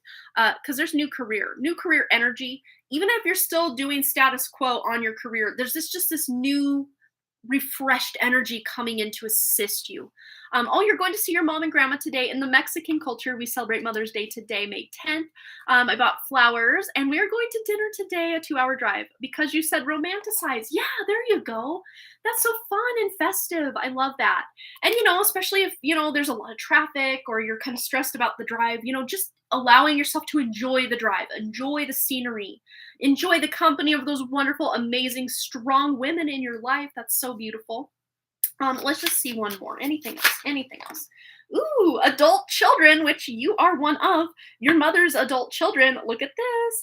And of course, your mom is one of your grandmother's adult children. So yeah, I think this is so beautiful that, yeah, even though you're no longer the children that you're having to raise, your mom to your grandma and then you to your mom, you can still enjoy this wonderful connection you have in a different way. I love that this is coming in to clarify. Yes, we're really tuning into what's going on for Marlene and her family today, that you can enjoy your relationship as these, adult evolved versions of yourselves, and really enjoying each other's company as well. That's awesome. So I hope that resonated for you, and you have an amazing, fun time with your family. Okay, Jamie, my dear, are you here? Are you here? Calling for Jamie. If not, if she's not here, I can always dive into Pika Lee's first question and then just do another roll call. I just gotta go up and copy my list again, if I hadn't already put it out. There it is. Gotta make sure I got it updated and current. So we got Marlene. And thanks again for your donation, Marlene. Always appreciate it. Thank you so much. So Pika Lee has 2 questions, and then Jamie. Whenever Jamie is back in action, we will dive into her question. Yeah, she said she'll be back in 10 minutes, and I think that was probably 20 plus minutes ago, I think. Yes, Kat, we're still here, going strong. And then we had another donation come in also from Amber. So I'm going to clear, oh my gosh, texts for days over here. Okay. So, yes, Amber will be after Pika Lee. Okay. There we go. So, and also Kat has donated for 2. So I add her to the list. Thank you so much for your donation, Kat. 2 Qs for Kat. All right. So I don't see Jamie back yet. So we're going to dive into Pika Lee's first question, which I will read over on PayPal. I did have it open. I'm going to take a quick drink of my water, though. All right. Let's go over to Pika Lee. Okay. Okay, so much has been happening in my head. Oh, my head is spinning. Feels like a whole lot is going to happen fast. LOL. First, a ghost from Christmas past returned and reached out to me. Guess who? Scorpio! I haven't talked to him for about a year, and I found out from Leo that he had moved out of state. Now he's back in state, and he reached out to me to catch up. We did get to talk, and I can tell he's in a different season of life and feeling more stable and relaxed versus anxious and depressed. I don't know what his intentions are, and I do want to have that combo with him, but I'm curious if Source, higher self, spirit, etc., have any insight into this. Not sure if this is the same old, or if something is different. I think you've already established there's just this different vibe about him. He's feeling more, he's in a different season of life, feeling more stable and relaxed. So yeah, let's see. Yeah, he reached out to catch up. You did get to talk, and you can tell. Yeah. So I'm going to say already, you're going to be able, if you do meet up face to face or in person, you're going to be able to tell pretty quickly on or soon into the conversation or the connection if that's true. Because someone could talk a big game over, online or text message or whatever, or even on the phone, but, actions. You can see the more subtle communication when he's right in front of you. But let's just tune into Scorpio's energy, of course, with permission to see as much as we can. And we really can only about see as much as what he presents. As we know, we can only read as deep as someone's allowing us to see. But let's just see what his intentions are, if he has changed, if he has shifted. Scorpio's energy for Pika Lee. Ooh, King of Swords. Yeah, he's definitely leveled up. Because before his energy felt more like a knight, possibly even a page at times, very immature with just how he would not reach out and almost ghost without probably trying to ghost, but it just kind of became a thing after a while. I don't think that was something he purposely did. It just, time got away. But I feel like he's much more responsible or ready to, take responsibility for actions and for his feelings or whatever this is going to be. Let's just see what this is going to be. But this also really does indicate more communication, more proper communication, balanced communication as well. Anything else Pika Lee needs to know about Scorpio's intentions? Ooh, look at this. He's just like, I promise I've leveled up. I promise. Look at this. Yeah, he's definitely in a new season of life. This feels much more, I won't say on your level, but definitely closer to on your level, my dear, than it had in the past. And I don't know if he had recently gotten some sort of raise or promotion, or if he's back in the state because he got a new job or what it is. But he's definitely in a better place financially than he was, last year or the year before. Woo, intentions. Yeah, there's definitely a lot more stability and communication coming toward you from him. Intentions, and his actions definitely are going to speak louder than his words, because we got one with actions, one with words. Look at that. Yes. What's weird is I just had a dream that he was proposing to me, but strangely in the dream I didn't see him, but I knew it was him. Oh, interesting. Wow. Yeah, there's a lot going on with him, just having some of his own epiphanies. Could have even been some spiritual upgrades he's had coming in via his true spirit coming in hot. And just seeing the world in a new way. Certain things he once thought about himself or you or, relationships in general have shifted, have changed. And it might have been as a result of seeing other couples or, just being single and moving out of state and just getting a new perspective. This to me feels like a new perspective. Traditionally the Three of Pentacles is about mentorship, about apprenticeship, about learning. So he's definitely been learning possibly some more esoteric or hidden wisdom stuff. And this could even be on a more subconscious or, dream level. It doesn't have to be that he's been purposely seeking out spiritual information. But that all being said, you might actually find out that he is a little more spiritual than you ever knew. And this to me does feel like it is new. It's new energy. He maybe wasn't as spiritual back in the past, but he's a little more spiritual now. Yeah, he got a better job than before, and we both received promotions recently. There you go. Yep.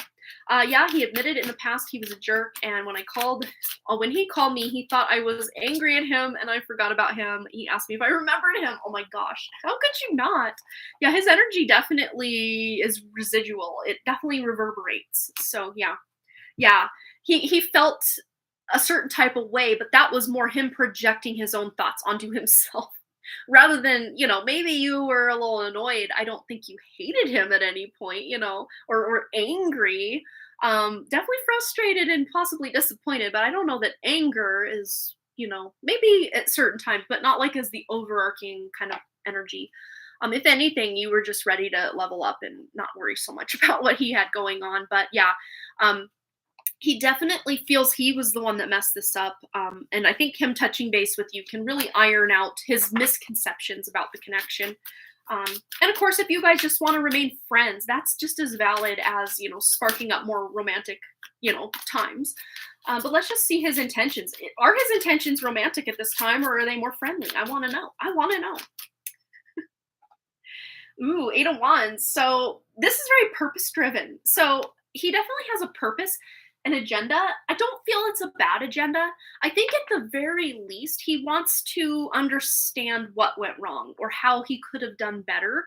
Again, this may not be coming from his conscious thought process or his mind. This is just like an intuitive or even spirit led nudge to just close things out or, clear the air, I guess we could say. But there is a purpose behind. It's not just him being bored and wanting to reach out for a hookup. This feels more purposeful than that. Yeah, romantic or what? Yeah. At the very least, he wants a new connection. If the Ace of Cups came out, I would say definitely it's to revive that love. But at the very least, I think he enjoys you as a person. He respects you as a person and doesn't want to lose you from his life, even if that just looks like you being a good friend of his.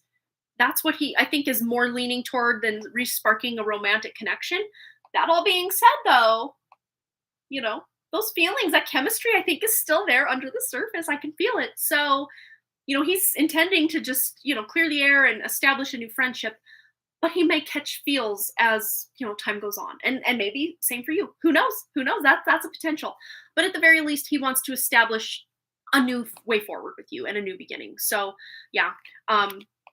So he was so relieved when I told him. Of course, I remembered him, and I was surprised when I remembered some stories he told me. Oh wow, yeah, you're not. Yeah, again, he was projecting what he thought you thought about him onto you, rather than what the truth was. It seemed like to me like he wants to start over with me. Yuppers. I think he wants to move slow, but the chemistry is definitely still there. Yeah, and this is definitely a slow moving energy. With this combination, yeah, King of Pentacles. And wanting to work together, like constructively, working to reestablish whatever this connection could be or what it will be. But that's funny, intentions are set that let's move this slow. But Eight of Pentacles, or sorry, Eight of Wands is here, and we all know that is one of, if not the fastest moving energy in the deck. That things, that chemistry might take over, and so time will tell. But his intentions at this point, at least, are to take things slow and steady, reestablish a connection, get to know each other again on a deeper level, not so surface level, be better at communicating, be better at showing how he cares by actually making plans with you and following through, not saying, oh, I got to work all the time, putting you as priority. That's what his intentions are. So I guess time will tell if he follows through on those intentions, or if his feelings get the better of him and he's just swept off his feet and you're swept off your feet. I mean, time will tell. Yeah. But yeah, he definitely doesn't have nefarious intentions. Let's just put it that way. He has good intentions and wants to, make amends in certain ways. Yeah, it feels like all kinds of things are moving fast in my love life. I keep running into people I met by off chance in the past. Yeah. And in this case, I don't think that's necessarily a bad thing, because like we were saying earlier with the lessons, it's not just the circle, it's a spiral. So even though you might be reestablishing a connection with him, there's that past knowledge you've learned that you can apply to the relationship this time, and realize very quickly when you first meet whether this is go time as far as romantic sparks, or if this is just gonna establish the friendship. Either way, it feels good. Oh, Jamie is here, so we will jump now to her question, and then Pika Lee, I will then piggyback that with your second question. I hope that's okay.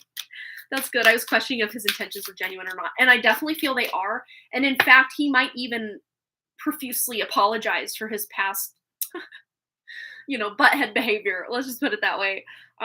Yeah, he could have had more tact in a lot of the ways he handled situations with you in the past. That's for sure. All right. Oh, go ahead. It's okay. Okay. All right. So we will go then to Pika Lee's second question, and then we will do Jamie's question, and then I know I had one more, two more, three more technically. So one from Amber, two from Kat.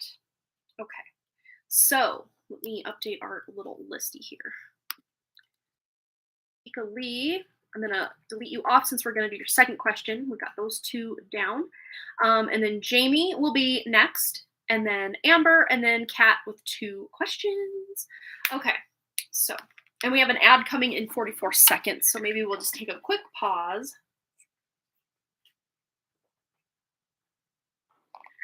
I'm gonna go back to Peekali. Oh, it signed me out, so I gotta log back in. Get back to Peekali's second question. And I keep touching my glasses. These are new glasses. And my mother-in-law actually works at the vision center that I go to in the Walmart Vision Center. And she's like, well, do you want me to bend the things? And when I first put them on, I don't know, maybe my face was oily or what. And it just caught on and they felt great. But now they keep sliding down my nose. So I'm gonna have to go get those frames bent just a bit so that I can not keep pushing them up my nose. All right, here comes our advertisement. Not everybody's probably going to be taken away by the advertisement, but some of them are. And I always like to say sometimes that ad that comes up might be a message for you. I don't know. You can interpret as you will.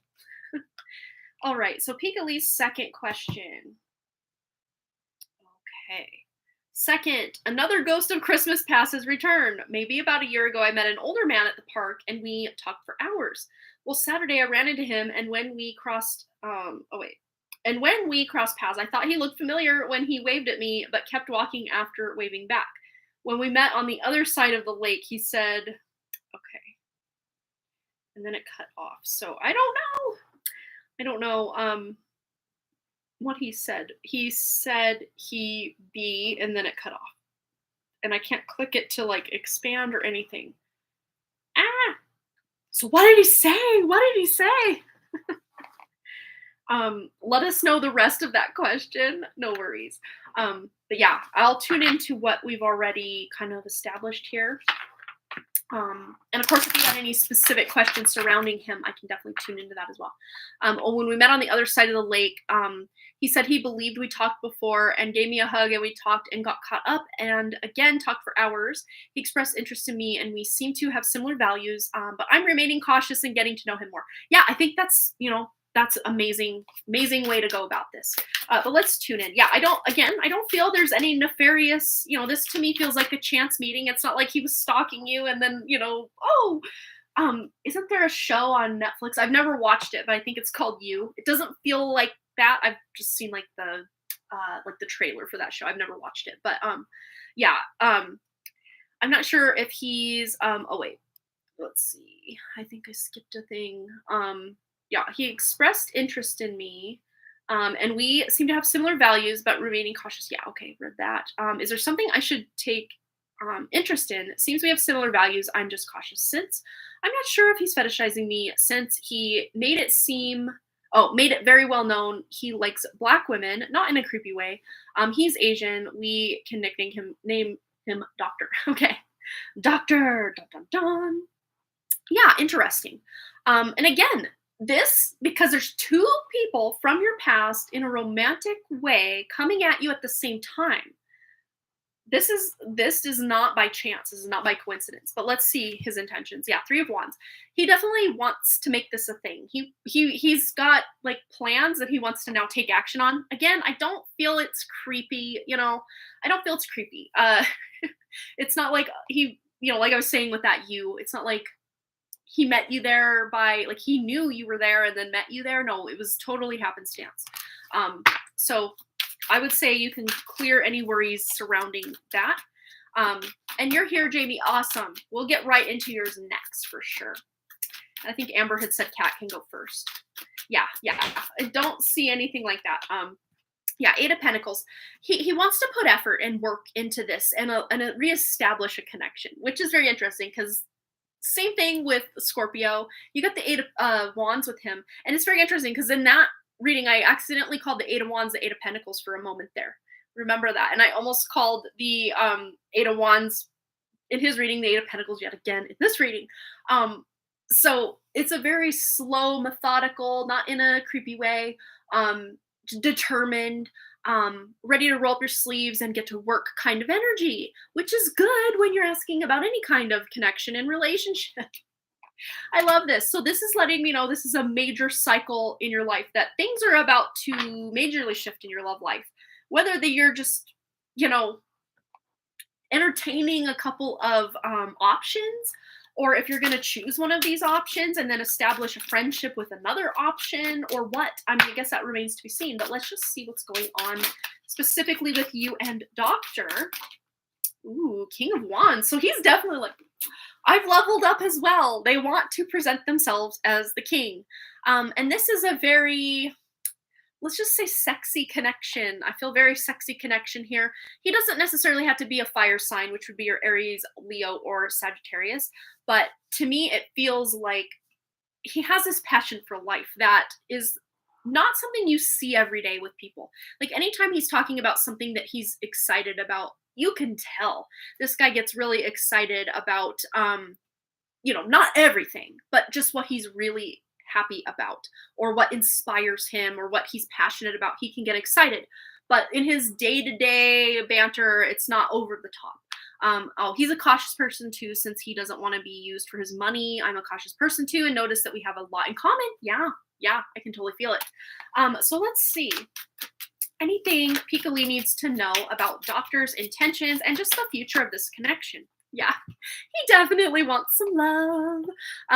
Not in a creepy way, but like he's looking for that, lady in his life. So yeah, it definitely gives fire. He's a very high energy, passionate person. I'm curious what sign he is, because he straight shooter. Yeah, interesting. That could even be like, he might have some Aquarius placements as well if he's a straight shooter, but also has that, passion and stuff. That could be fire in his chart. So yeah, he definitely has intention of striking up the romantic bond that you once had. But let's just see, the future of this connection in any capacity, if it is going somewhere. This one wants to come out. Strength. There's Leo energy, so he might also be a Leo. There's fire. There's definitely strong feelings toward you, toward him, and possibly you wanting to, but maybe see where this thing goes this second time around. Beautiful. Let's see. Anything else? Queen of Cups. Okay, so this is very interesting. The king to the queen. So this to me does feel like there is a potential for this to become something. And not to say that same potential doesn't exist with Scorpio, but I think this is a more sure bet than you and Scorpio. There might just be too much history with you and Scorpio. And again, you can see he's changed, but maybe just that deep inspiration and passion he once inspired in you just doesn't quite reach now how it did then with Scorpio. But it could be quite the opposite with this guy. You can really start to pave a path forward that feels even more intense and passionate than you had the first time around. I can totally see that. But of course, always trusting your intuition as far as, does this feel like a deep romantic connection, or is this more of a really close friend that I'm developing this connection with? That's going to be up to you and your thoughts, your feelings, your intuition on the subject. All right. Anything else about his intentions? Five of Cups. So yeah, he does definitely feel like he missed the boat the first time around, and he doesn't want that to happen this time. But it's about you both finding what your genuine connection is, because I see he's already coming toward you from this place of, I definitely want this to be romantic, whereas you're more, let's just see what happens. So it's almost like his ego might be involved just a bit, as far as it didn't work out the first time, but now I definitely want to work out this next time. Even if it's not what's in his best interest and your best interest, it's almost like he almost has this ego to make it work, even if it's not meant to work. But again, time will tell with that. But again, I do feel like he almost was grieving the loss of you, and it's almost like he manifested you back into his life for the second chance, because he can do better this time. I agree with that too. Feels like Doctor is more intentional and knows what he wants. Yeah, for sure. All right, I want to get any closing arguments surrounding this connection. Specifically because this is kind of a reconnection, we can see what changes will take place the second time around. For Picoli and Doctor. Ooh, get some rest. So this to me feels like not going all in on the relationship and completely ignoring the rest of your, self-care, taking care of yourself, work life, all the fun things. So don't allow the relationship to completely take over, which I'm already feeling that's not something you're gonna allow to happen anyway. And rest. If you guys are having, romantic connections, just making sure it's not taking all of your time. You're also getting the proper balance of rest, reading between the lines. Anything else? And heavenly signs. Okay, this circles back to your one card. You got this already today. So you're going to be getting a lot of signs. And I got major chills now. So you have a lot of like spirit support with something to do with this relationship, whether it's going to work out and this is going to be your person, or you're learning some very strong lessons with this relationship. But again, you trusting your intuition about the relationship is going to be determining what way it goes, and trusting the signs you're getting. If there's red flags or if there's, green lights going, you trusting the way you're interpreting the signs. Okay. So, but again, I don't see anything, creepy here or anything like that. It all feels very innocent. I almost would say bordering on naive. So the fact you say that he's kind of almost fetishizing a relationship with a Black woman, not in a creepy way, I think you've kind of hit that right on the head. And it's not, but that being said, he wouldn't want just any Black woman. There's something about you, and the fact that you're Black, I think, adds to it in a way. But again, not in a creepy or mean or nefarious way. Get what I'm saying? You're just definitely his type in many different ways, if that makes sense. So I hope that didn't confuse you further and at least let you know that both, Doctor and Scorpio to me feel like, it's very innocent, yet there's some purpose behind what they have coming in. So yeah. I hope that resonated for you, my dear, and I'm wishing you nothing but the best with whatever decision you make, whether it's one or the other, or just deciding to be friends with both of them, or either or of them. Just trusting your intuition every step of the way and making what's in your highest good choice, right? Okay. All right. So I hope that resonated and at least brought you a bit of clarity here. And this might even be a reading you need to go back over, because I think a lot came through with both of these readings. And things might make even more sense after you have met with Scorpio and after you do, establish a deeper connection with Doctor. And don't be afraid to explore both relationships at the same time. That's not you cheating on anybody. That's just you trying to get a baseline for each person and each relationship and what could be for your future. And I would just be very open and honest with both of them that, hey, I'm also spending time with this other guy that I once had a connection with, and I'm just seeing what happens. But first and foremost, being honest with yourself. That is going to be key here. And trusting your own intuition. And trusting the chemistry. All right. So I hope it resonated. Thanks again for your lovely donation, my dear. Jamie, are you still here? The moment has arrived. We are here for your reading. And she's here. Yay. And she already posted her question above. And again, glasses are slipping. I think the hat also kind of, in my braids situation, also push the glasses forward, so that doesn't help me. All right, I am scrolling up. Question. I'd like messages from my higher self. Love it. Okay. Tuning in. And I even call it, I kind of have reoriented, I guess, the way I call the higher self. The higher self is such a new age term, and a lot of times it feels outside of or greater than us. So I almost always, and if you want me to call it higher self, I totally can. And of course you can qualify this any way you want, but I usually call it inner self, the true spirit, the true essence part of us that exists outside this matrix, that is uncontrollable, that is free with wild abandon, that has our spirit's best interest at heart. That's the part of us I love to connect to, because we get the most unsullied, direct and to the point information for our highest good. Okay, that's my intention I'm setting. Whether you want to call it higher self, inner self, spirit, whatever, that's up to you. But I'm connecting to that point, that part of us. Okay, so Jamie's inner self for guidance, anything she needs to know from her inner self, her true spirit, that is directly connected to the source creator, original source creator outside this matrix. That is who we are connecting to. But it's also within you, Jamie. It's not like just floating out on a cloud. Oh. So before we get into it, but I do have your first card here. I wanted to read Anna's comment. Hi, Anna, just stepping in right now. I couldn't before. Thank you for the message. I found it. Okay, and I do have your timestamp. It's right here. 1 hour and 44-second mark. So if I don't remember to leave that comment, you can comment that in the chat, or I mean in the comments when this thing posts up. Part of the reason for the intensity of the past week is that ... She's continuing her thought. I will read that here in a moment.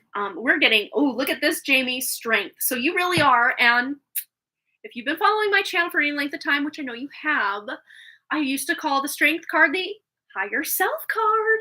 So of course, with our reconditioned, reprogrammed thought about the inner self, I think this just makes sense that you really are tuning into that spark, that essence part of you that exists outside this matrix to get your highest wisdom. This is confirmation. That's exactly what we're doing here.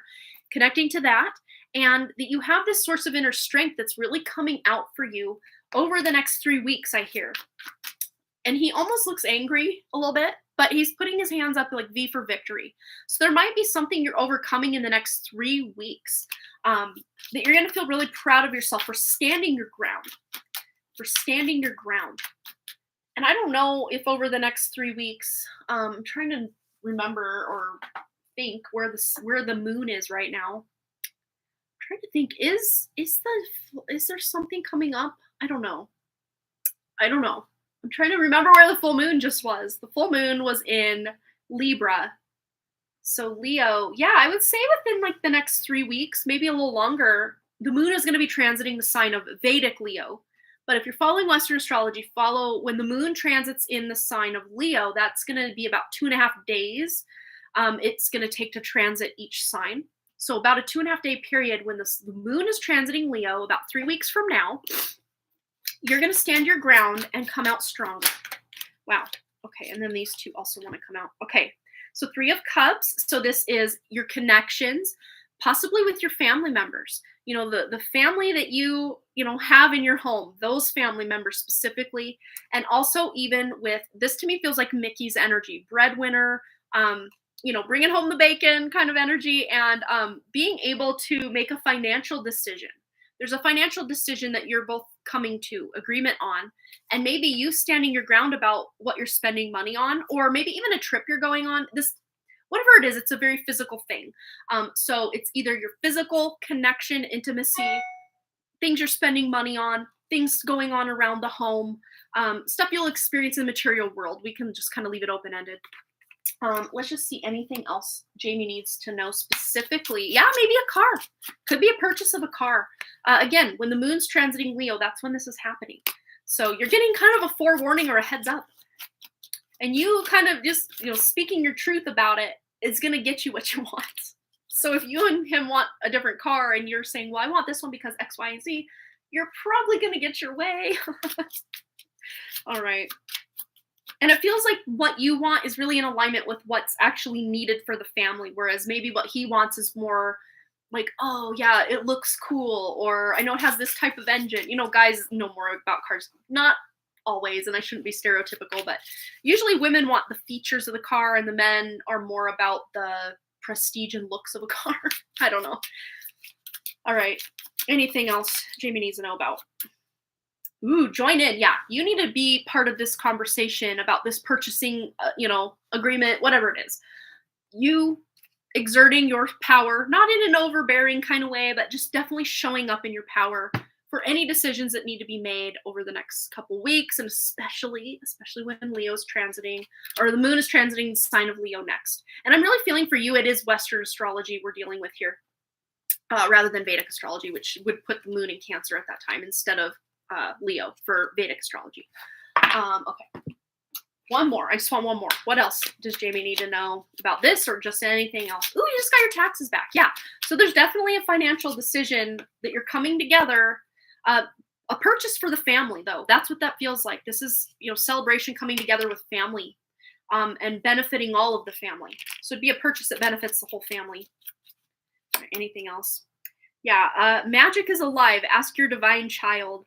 Yeah, this purchase might even really appease your sense of, your inner child, something that you always wanted as a child or wished you'd had as a child. And one thing I always wanted, I mean, I enjoyed our station wagon. We had a Taurus station wagon, 1986 Taurus station wagon when I was a kid, and it had like the back facing, like in the way back, you could either lay the whole thing down or you could like sit in the seat and like watch behind the car rather than facing forward. And I always thought that was cool. And on trips, my brother and I always claimed the back, and we would just be back there making jokes and having fun, leaving my sister out, creating our own whole little world.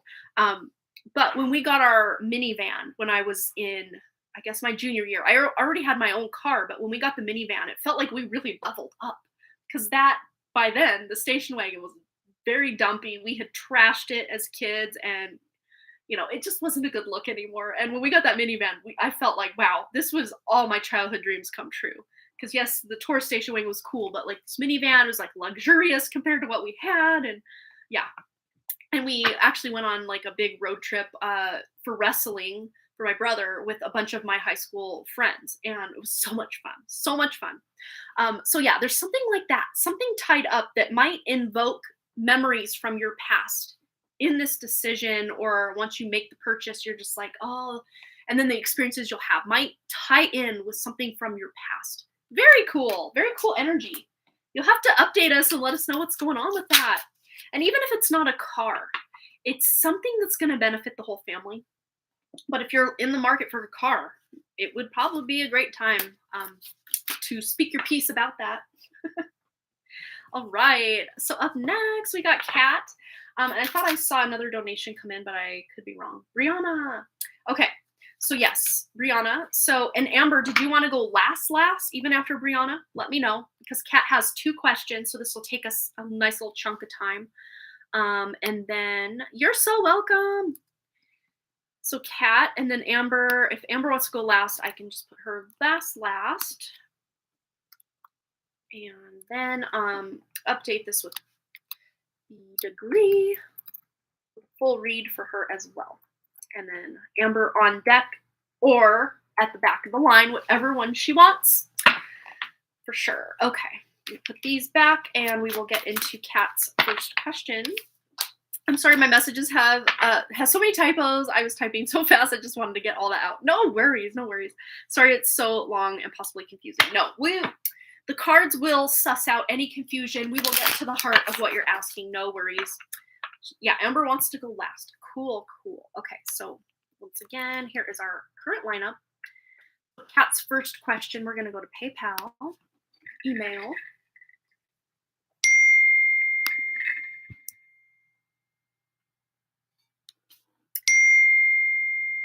Okay. Sorry, my husband's texting me about iron deficiencies. That's all I read, so I don't know if he's asking about him, about me, about what. Anyway, Kat, maybe you have an iron deficiency or want to check your iron levels, or Google signs of an iron deficiency. There's a message in everything that happens. When I'm about to do your reading, there it is. Okay, so hi. So I have asked you this question before, but I just want to see if the energies of the connections have changed or not. Ethan and I have been in a casual relationship for a little over a year now, and the last 5 months were no contact. He had cut me off after I got mad at him about something. He apologized and then proceeded to end things. Those 5 months, I thought of him a ton and even tried dating others, but always found myself comparing them to him. He then messaged me randomly recently, and we hooked up again. He told me he has been dating and has had no luck. He, in a roundabout way, told me I have some great qualities that would make a great partner to someone. He even gave me advice on how to meet better potential partners. He wasn't involving himself in the picture, but I felt he has missed me a ton. Our relationship is weird and complicated. It's more than anything very intuitive. It's like what we don't speak too much about our feelings, and when we do speak about stuff, it's the reedy, and then it cut off. Okay, so I don't think that's very, to me, that doesn't feel very confusing. I mean, maybe the energies between the two of you feel confusing, but the question, I guess what I think you were building toward before you got cut off in the question was, what's going on here? What's the future? Does that feel accurate to you? But let's just tune into the energy of the connection with Kat and Ethan and his intentions. I specifically want to know his intentions. Okay, wow. Yeah, he can definitely see you as a prize for someone, for like a long term, committed, stable, loving marriage or a long term partnership for sure. And you really do hit a lot of the marks on his like dream woman list. So, intention wise, yeah, there's a lot of love there. I think what I'm really gathering from this though is he's had a rough life. Also, Kat, you have had a lot of, trials and tribulations yourself going on, you know, even just in the recent 5 years, you've had a lot of trauma and a lot of sadness going on. But yeah, the Four of Swords to me, it feels like he really did need this break in your relationship so he could really tune into his own inner power and feel like a success story. Specifically surrounding his career. I don't think he, at least at the time you broke up, I don't think he was where he wanted to be career wise. I don't think he was in a position, like a job of authority that he felt he was proud of, or making the kind of money he always dreamed of. So there was a sense of feeling inadequate. And I think, again, this is more on a subconscious level than him verbalizing this. And maybe he's verbalized it since, but at the time of the breakup, he just didn't feel worthy of your energy. And he wanted to be someone impressive for his, potential life partner. And that's been very difficult. Oh, you just found out that you had the iron. Oh my goodness, the iron deficiency, Jamie. Wow, that could also have been your message. It was kind of transitory between the two of you. I didn't realize it cut me off, but yes, basically that. I feel very connected to him, but also I feel we both keep each other at arm's length. Yeah. And again, there might be this emotional break. To me, it does feel past life related or multiple past life related, that there were a lot of times, woo, that one went flying. It balanced for a second, then went flying away.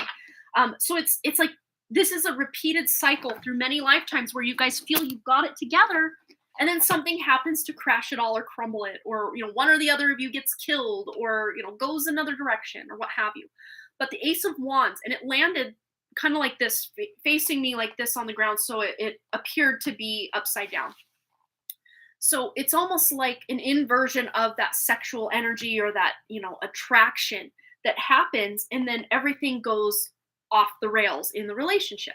Doesn't mean he's no longer attracted to you, but there's something that happens in the external where he doesn't feel worthy of the attraction he has to you. And this might be something to just really think about and maybe do some meditation on, connecting to his inner self to get the real down and dirty details on why he doesn't feel worthy of your love, or doesn't feel like he's, satisfying, and of course the physical ways a lover would show up, but also mental, spiritual, emotional connections to you as well, but definitely physical and spiritual. There's sort of a block, and it could even be that you guys are at a distance. If that's the case, if this is more of a long distance relationship, the fact that you can't just physically hold each other, anytime you want, could really be a hindrance in the relationship. And that might be one of his other main sticking points, other than I want to be, he almost feels like he's alone on an island rather than with you by his side, whether that's more energetic or physical, like distance between the two of you. Of course, your situation, so you can suss out what that would be for you. But there's a lot of ways he wants to show up better for you. But let's just see, yeah, why there is this strong connection, but still keeping each other at arm's length. Why is this the case? Okay, Seven of Swords, feeling lied to, cheated on, stolen from. And again, this really does go back to multiple past lives, but also in this life, especially if there is a distance between the two of you, like this is a long distance relationship, he feels cheated out of the fact that you could be connected physically more often. If you guys are in the same area, maybe you guys just were so busy you couldn't connect on a physical level the amount of times that he wished could have happened. Maybe there was even some withholding of information on both parties, or either you withheld information or he withheld information. I don't really see this as while you were together, anyone cheating physically. There could have been some emotional connections going on when you guys were before you had the no contact going on. Um, but if that's the case, I feel it's maybe more on his part than yours. Because when you're in the relationship, it to me felt, Kat, that you were in it, you know. Um, but this also could feel that when you did connect and like, well, I've tried dating other people, and it just felt like he was cheated out of your energy. You were cheated out of his energy because you're dating others, and it wasn't quite what the epitome of what you hoped this connection with each other could be. Hopefully that wasn't confusing.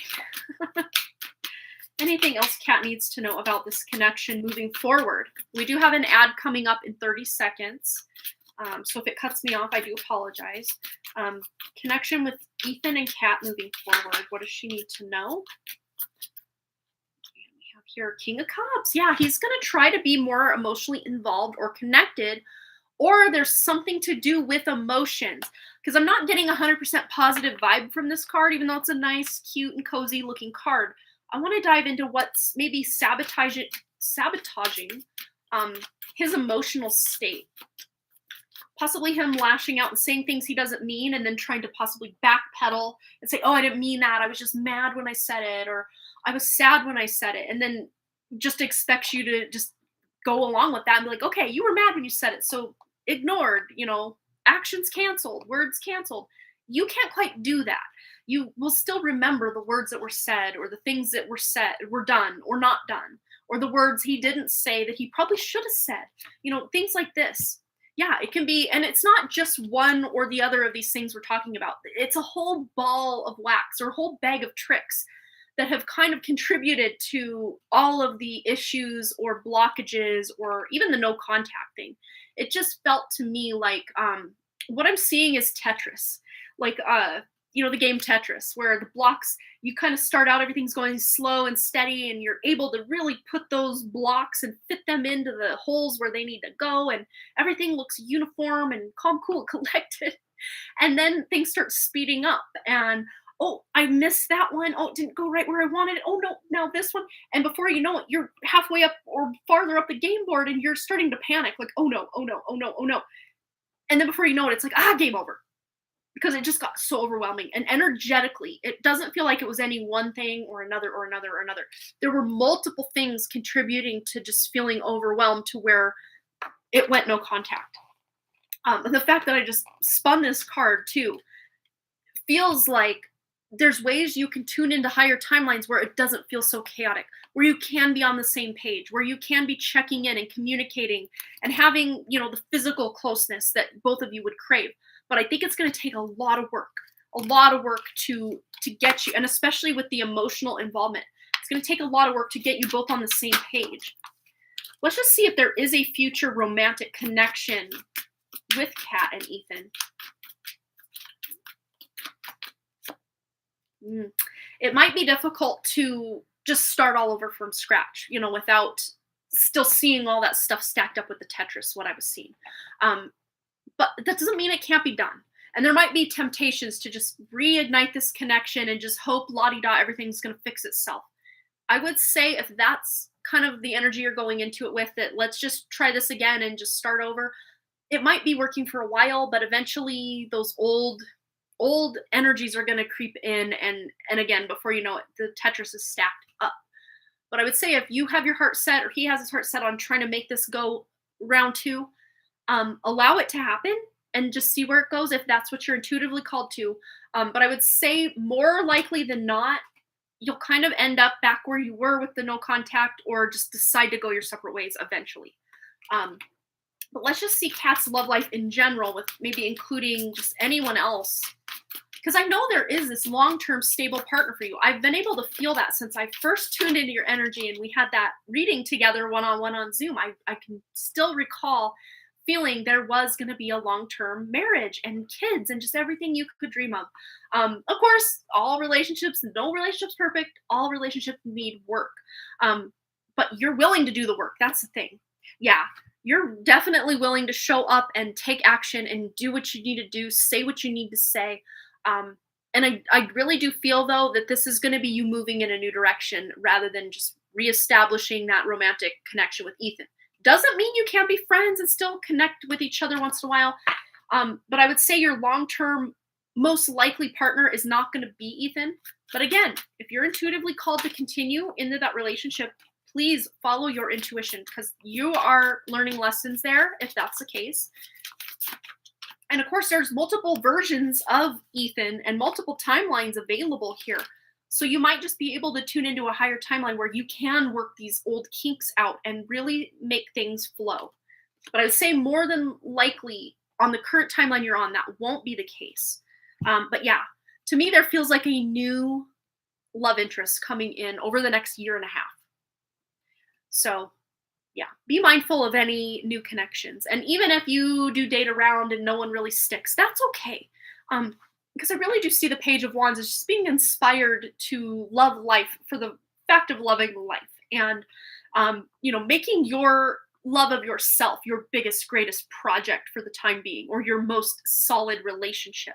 Because when you can really tune into you and do all the, self-love, self-care things, and really establish a really amazing relationship with yourself, then when those red flags start happening in these new connections, you won't feel the need to go down those roads and just, ignore certain red flags, or, just keep dating duds. Instead, you would attract in someone who's very worthy of your energy right off the bat. All right, so your question did cut off, so I don't have your second question, Kat. So if you would feel so inclined, can you let me know your next question? And I'm going to update our list as well. I put that one in upside down, or somehow became upside down. Ooh, Ace of Swords. So there's definitely clarity coming in, Kat. Even as a bridge between this question and whatever your next question is, they might be related in some way that may not be just logically, easy to find, but there might be definitely some new truth coming in, or, just getting clarity on the situation. All right. So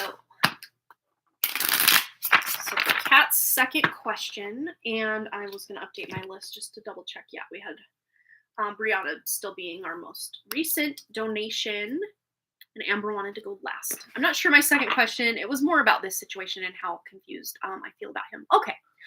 Well, the fact that Ace of, maybe that's why it was related to your second question, because it's just one question. Okay, that makes sense. There's the bridge there. You're getting clarity on your confusion. And because you just kind of want to make this one big question, let's just tune in more. Anything else you need to know just about either closing this cycle out or starting anew with Ethan, whatever you need to know in either capacity. All right, hobbies. So I don't know if you guys had met each other or came together or really connected or bonded through a mutual hobby of some sort. If that's not the case, that's something you can, tune into, especially if you guys are in like a long distance connection. Or if you're looking to meet someone new, you could find someone through a hobby that you have that you're either doing in a community online, and you're, say for example, writing is a big hobby of mine. And I found a wonderful, supportive and amazing creative community here on YouTube called AuthorTube, where I would hang out. And then I became part of AuthorTube for a short minute there with my AuthorTube channel, Amanda Kiefer Dunn. Linked in the comments if anyone cares to see my more like day-to-day life vlogs and me writing. But yeah, just finding a sense of connection or a new relationship through your hobbies could be part of your future. Anything else Kat needs to know about getting clarity on this connection or any other? Okay, I think I thought one fell, but I guess not. Okay, so we had sobriety. So I don't know if this is pointing to Ethan or you. And sobriety doesn't just have to be drugs or alcohol. This could be, addicting things that you keep going back to, aren't good for you. That devil energy we got in the first part of the reading, kind of just dialing back, you just jumping into the things that feel intoxicating to you in whatever way that looks like. We also have courage, dietary change, and self-care. Very interesting. Healing from the past as well. So there's a lot coming in that doesn't just involve your relationship with Ethan or any other guy. This feels very much like your relationship with yourself that you are clearing and cleansing. Dietary change, sobriety, having the courage to really just put yourself first for a while, date yourself for a while, and just really get on the same page with yourself so you know what you expect in a committed relationship and can then attract that right out of the gate rather than having, again, to date all these duds on. And again, it's not that these people are bad people, it's just they're not quite in alignment with who you are and where your values line up and where you are going. So yeah, just dating people who are really in your current energy or even, moving forward. So yeah, and healing from the past. There's a lot of healing you're still doing, maybe even as a result of your and Ethan's connection or surrounding that connection before you're ready to dive into all these or finding that ultimate new connection that's going to be the long-term one for you. Yeah. I feel like I want to pull just one more. Any other words of advice or wisdom specifically around Ethan? These 2, 3, 4. Oh wow, yeah. There's a lot going on here. Energetically, it's a lot. Guidance, but where will it lead you? So the sea beacon fairy. This is that lighthouse energy. So this is about tuning into your inner self to get the guidance and the clarity to move forward in the direction that is best for you. And where is it going to lead you? We also have the ghost of the pumpkin patch. So this to me is a very October energy. So between now and October, you're really figuring things out with your love life and counting your blessings, having that gratitude for who you are and, really loving and dating yourself. And then maybe by October, you're ready to put yourself out there again. And we have cleanup time. So this really goes in alignment with the sobriety, self-care, dietary change. You're just cleaning up, bad habits, old limiting belief systems, just the things that aren't really vibing with you, maybe even clearing old clutter, things that maybe Ethan gave you that just don't really vibe with you anymore, and literally energetically getting rid of these energies and physical things could really benefit you by cleaning up your energy field. Healing the past just popped off the back of the deck again, so very interesting. We also have, here it is, ultimate moment of truth, carnivorous flower fairy. A tempting offer has a high price. And again, to me, this does feel like you getting all tangled back up in Ethan's energy and trying to, have another romantic connection with him. It's just going to be difficult. At the simplest way I could put it is going to be difficult. But again, if you're up for the challenge, it's about staying out of that devil/temptation energy and just focusing on fixing what is not working. That can really help you solidify those higher timelines to where you're not having to worry about, anyone sabotaging the relationship or anyone going no contact or anything like that. So I hope that brought some clarity for you, Kat. And this might be one you need to watch a couple times to really unravel all the nuance to it. But I hope it at least brought you some guidance and clarity, my dear. So much love, and thanks again for your very lovely donation. You always go above and beyond. I really appreciate you. And I love you very much. So I hope you are figuring all of this out and really coming to the conclusion that you are worthy of love and you are amazing. Thank you. Even though the question cut off, this really resonated with me. Yay! I'm glad. Sometimes we don't even really need the full question, because your inner self, true spirit, already knows what's going on and best way forward for you. Even if it goes against what maybe our head or our heart wants, sometimes our spirit just knows even, that higher perspective than even our head or our heart. Aw, much love. You are most welcome, my dear. All right, so up next we have Brianna. And then Amber is rounding us out. Unless we get any other donations, Amber will be our last one. After Brianna. Okay. Make sure, yes, she has her question in PayPal. Hopefully she's here. Brianna, let us know you're here. I might timestamp just in case. 2/13/22. 2/13/22 B degree. There we have it. And that'll help you just come back. If you are here, I'll leave it in a comment, and you can just come back at a later date and see it at any point. Okay. Brianna wants to know, hi, Amanda. I've been feeling very stuck when it comes to bringing my dreams to fruition. I have all the tools to bring it to life, but something is truly holding me back. Will you give me a reading that will help me get unstuck and hopefully provide me with the signs, symbols, and answers I need to officially debut my talents to the world? I love it. Okay. Yes, let's unlock some of this hidden wisdom, hidden potential within Brianna. Just anything that can trigger that symbol or synchronicity that she needs out in the material world to get herself established. I love it. Okay, so yes, let's see. Get her unstuck. What do we need to know? What do we need to know? And of course, Mama Monica, her true essence is always welcome here to bring the thunder. I just heard bring the thunder. So I don't know if you've been having thunderstorms in your area, or you're just ready to show up in such a big way that it just everybody's heads are turning your way. Wow. Yeah, I can definitely feel this just stagnant energy of feeling a bit overwhelmed, overburdened, just kind of unsure where to go first. And to me, this feels like all of your talents. It's like, yeah, they're all there. They're all collected, but like, where do you start, right? That's the hardest thing, is knowing where to start. But this is about finding the balance between your work and your life, and, just all the different areas of life. Because if we're honest, we have me time or free time, we have family time, we have work, we have all these different ways we're kind of cutting the pie of our energy that all of them feel as valid as the other. But right now, I really do feel you kind of pulling some of that energy from all these other areas and bringing it to you. Doing a lot of self-care, different self-care exercises. And of course, what your best self-care is going to look like. It's going to be different from, Kat or Jamie or Amber or any of the other wonderful people here. We got a lot coming out. Lots coming out. Okay. So we have the Ten of Swords. You're about to close this out. Yeah. This kind of rock bottom, not really sure what to do. How do I do this is ending. There's an ending, major ending with these two tens. This is actually amazing to get with all the rest of this, especially with this coming into qualify. You're finding a better footing, a better balance here.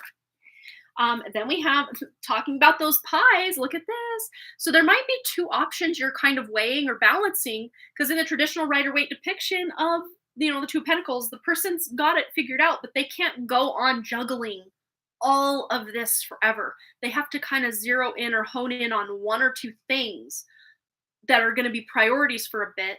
You're going to be one of those priorities, but then there's another thing you can kind of incorporate that's going to be a priority for a while as well. And of course, if you have your day-to-day, I got to work, I got to, the things you have to do anyway, of course, you're still showing up for those, but you're really putting the passion and the elbow grease into those one or two areas of life. Your self-care being one of them, and then whatever talent you're wanting to create here is going to be the key to, instead of everything being out of balance, you're bringing the balance, bringing the thunder. I heard it again. Balance much? I mean, literally, the temperance. And, when you pour from your cup, you're pouring that energy into something else. But I almost feel that you pouring into your own cup and then pouring into your business or your talent of some sort, then pouring back into yourself, then pouring back in, boom, boom, boom, like that.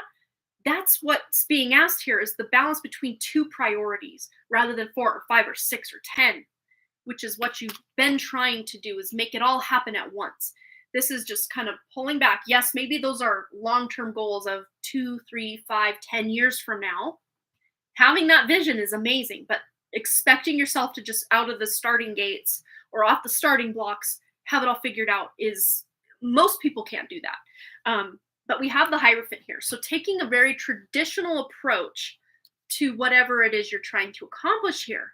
And maybe even doing some study, some research, some learning from books, other entrepreneurs that do similar to what you do. If there is such a book out there, maybe reading the book by Yogananda or about his life.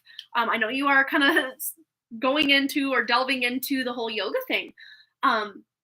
There are resources out there that are very traditionally presented through either a book or a course, or maybe even some sort of mentorship that you're doing with someone that's really showing you how to get established, how to get started. All right, what else does Brianna need to know? Clear and concise ways. So first is taking care of yourself and maybe even paring down some of your big dreams and goals and really focusing on just those few for now.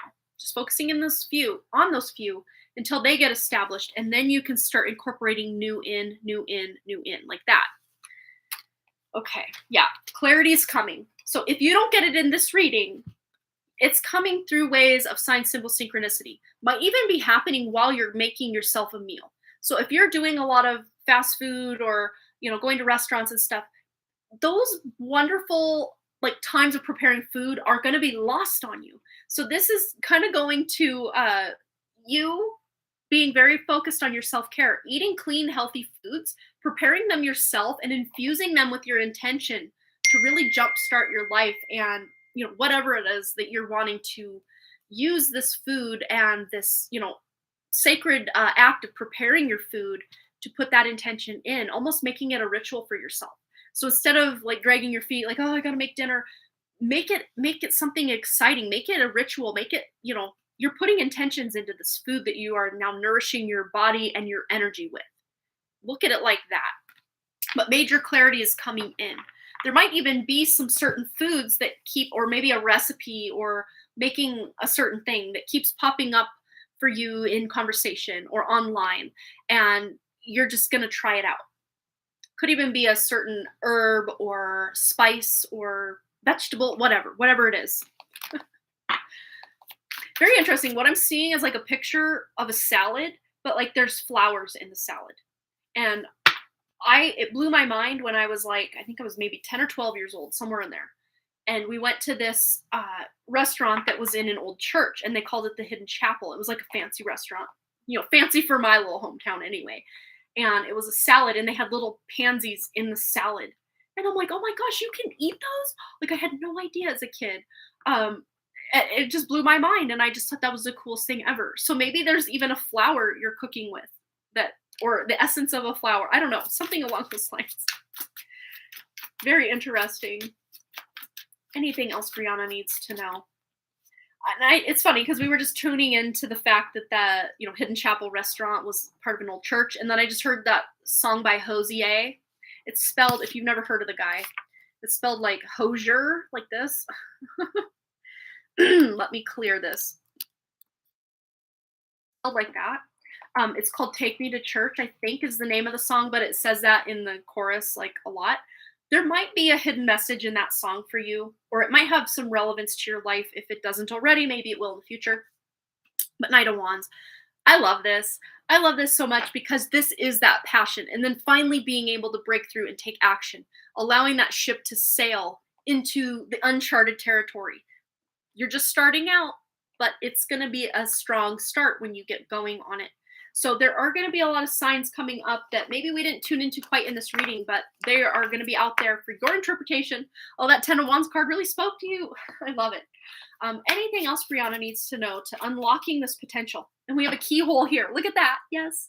Unlocking her potential, unlocking this innate wisdom to get her talents into the world. For her to be able to bring the thunder and the lightning. Yes, let's bring the thunder and the lightning. And we have here the three fates. What goes around comes around. But to me, this feels like the energy you're putting in, even if that effort really isn't being received or you don't really feel like you're getting anywhere, it's going to eventually come back around and really benefit you to help you move forward eventually. All right, anything else specifically for Mama Monica? We have Amara the Menhune, and I'm probably saying that wrong. Aloha Healing is the energy here. We have a waterfall in the background.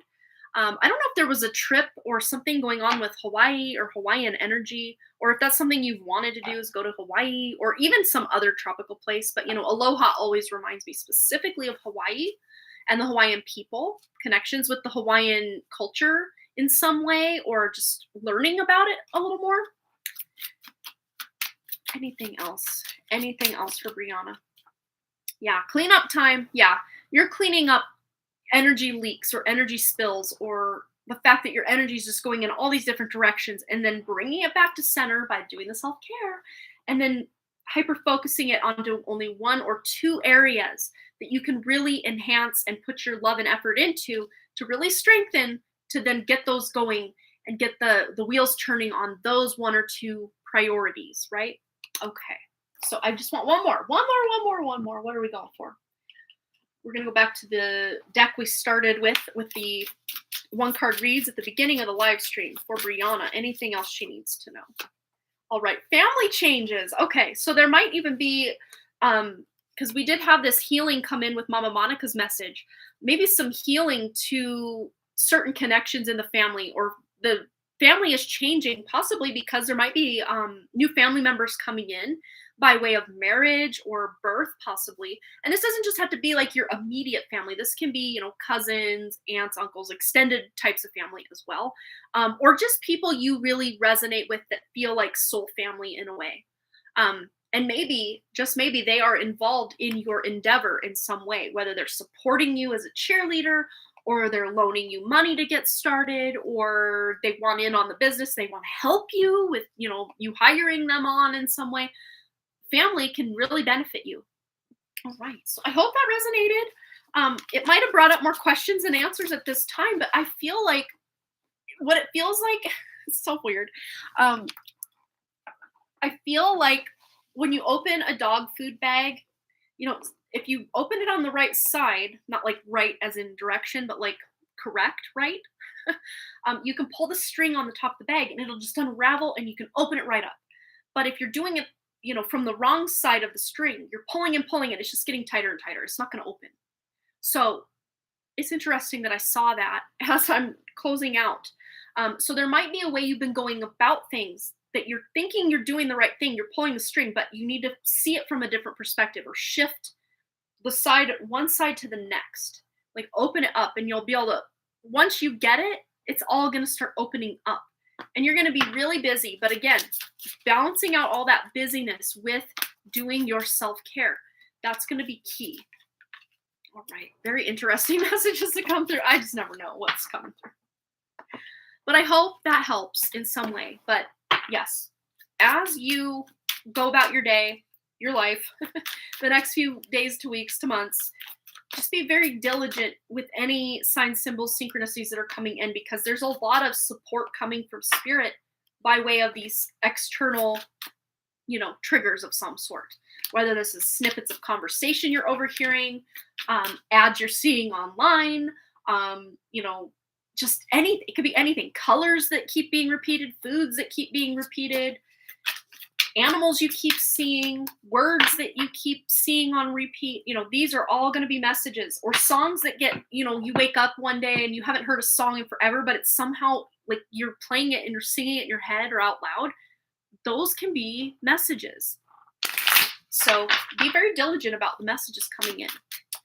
All right, Brianna, I hope that resonated. Big hugs, big hugs. And I'm hoping you're coming back very soon with news of a breakthrough, because that's what this feels like, is very soon there's a breakthrough energy here. Love it. All right, Amber is going to round us out for the live stream, and we have, I got to scroll down. That's right. She donated a little earlier than right here. Okay. We are looking at a rental home in Cummings, Georgia, suburb of Atlanta. The rents are crazy, and the homes go away so soon as they come. I got a virtual visit today for 2 homes. Frankly, I'm interested in one of those, but it's costing us way more than we were thinking of. I felt this home's energy is very good and we'll be very happy there, but it's my husband I am worried about. I am scared of him going into anger frenzy every month around less savings and more expenses. We are already supporting the family in India every month. We cannot say no to that for sure. So my question to my true organic spirit that bursts out everything into being is, will we get this home? Is it good for us? And is it a right decision financially? Will there be an increase in the inflow of finances as well? Okay. So let's tune in for Amber.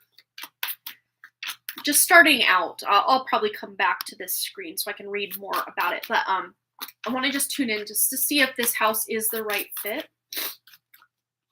Okay, we have the Ace of Cups, so I can totally see you falling in love, and it does feel good. It does feel like an amazing fit. As far as, and that's a yes. That's a yes. It's definitely going to be a good fit. But let's see if it's actually going to be financially feasible. 3 of Wands. So it might be, this is very interesting. there might be a place that you're going to see when you actually go there that is going to be the one you get, not this one that you've fallen for. And that doesn't mean that this next place won't be. Oh yes, it does. My cards were awesome as well. That's awesome. I feel like there's going to be a place that you really vibe with that is going to be more in your price point when you physically go there and visit.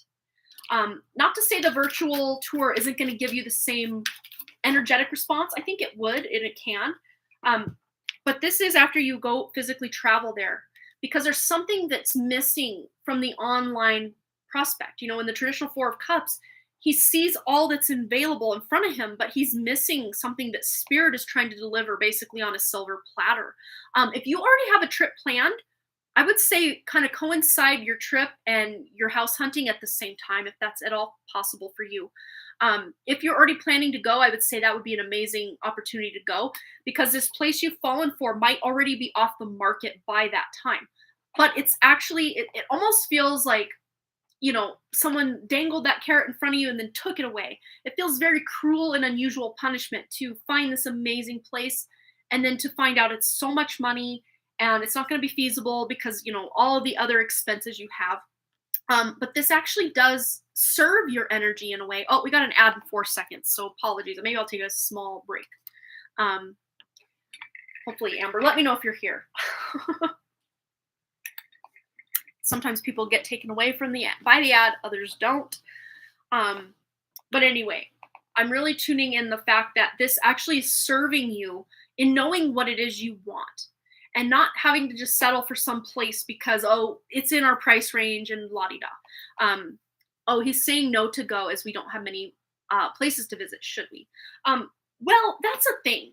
If things are coming on the market and then going off right away, there just might be places that when you do physically touch down in that area that will open up, that you maybe can get boots on the ground, get over there, get your offer in that, yes, we'll pay this much before it even somehow goes up. Like if you're visiting certain property managements, maybe, I mean, to me, it just feels like there's currently and constantly new places coming available. And even if you had to wait, which it sounds like you guys are, you know, maybe leaving next month? Is that when you're moving? But you know, the fact that like if there's a place coming available like at the end of the month, but the people haven't moved out yet, and then you haven't moved down there yet, that gives you time that you could possibly get in on something that really no one else knows about. But this would be, you know, if you can't physically get there, I would just say, if they had any, you know, calling the different places you've been calling, if there's something that's coming available that's not quite available yet that you could get in on. Yeah, is it advisable to go this weekend or not? All right, is it advisable for Amber to go this weekend down to Georgia to do some house searching? Okay. Ooh, we have Justice and King of Wands. So it's very interesting. I think ultimately your husband's going to have the final say. I think it would benefit. It would help you both feel more at ease about what's, you know, going on with the current inventory, what's available, what the price points are. Because I don't feel that, you know, certain places are just really high that you're attracted to. I think the rents are just up everywhere. So you're probably going to have to pay a little bit more than you're hoping anyway, with whatever it is you do finally go with. And I think maybe you just explaining that to him, I'm sure he gets it on some level, obviously. But it might just be that you have to downsize a bit from what you were hoping. Maybe instead of getting a 3-bedroom, you're only going to be able to get a 2. Or I don't see anything you have to compromise less than a 2-bedroom. I see at least everybody getting a bedroom. But maybe, you know, some of the amenities or the space, there's a bit of downsizing that has to happen just to get in, you know, to get a place to just get established. But eventually you might be able to level that up. Because I do see rents are going to be able to start dropping in certain places in the world, and the US specifically, certain markets that are having these housing crashes. The rents are also going to be coming down in those areas. I'm not 100% sure if Atlanta area is on that list or not. Let me just see if I can look at this one thing real quick, like 2 seconds. There's this guy I like to watch on YouTube called Reventure Consulting. Venture Consulting.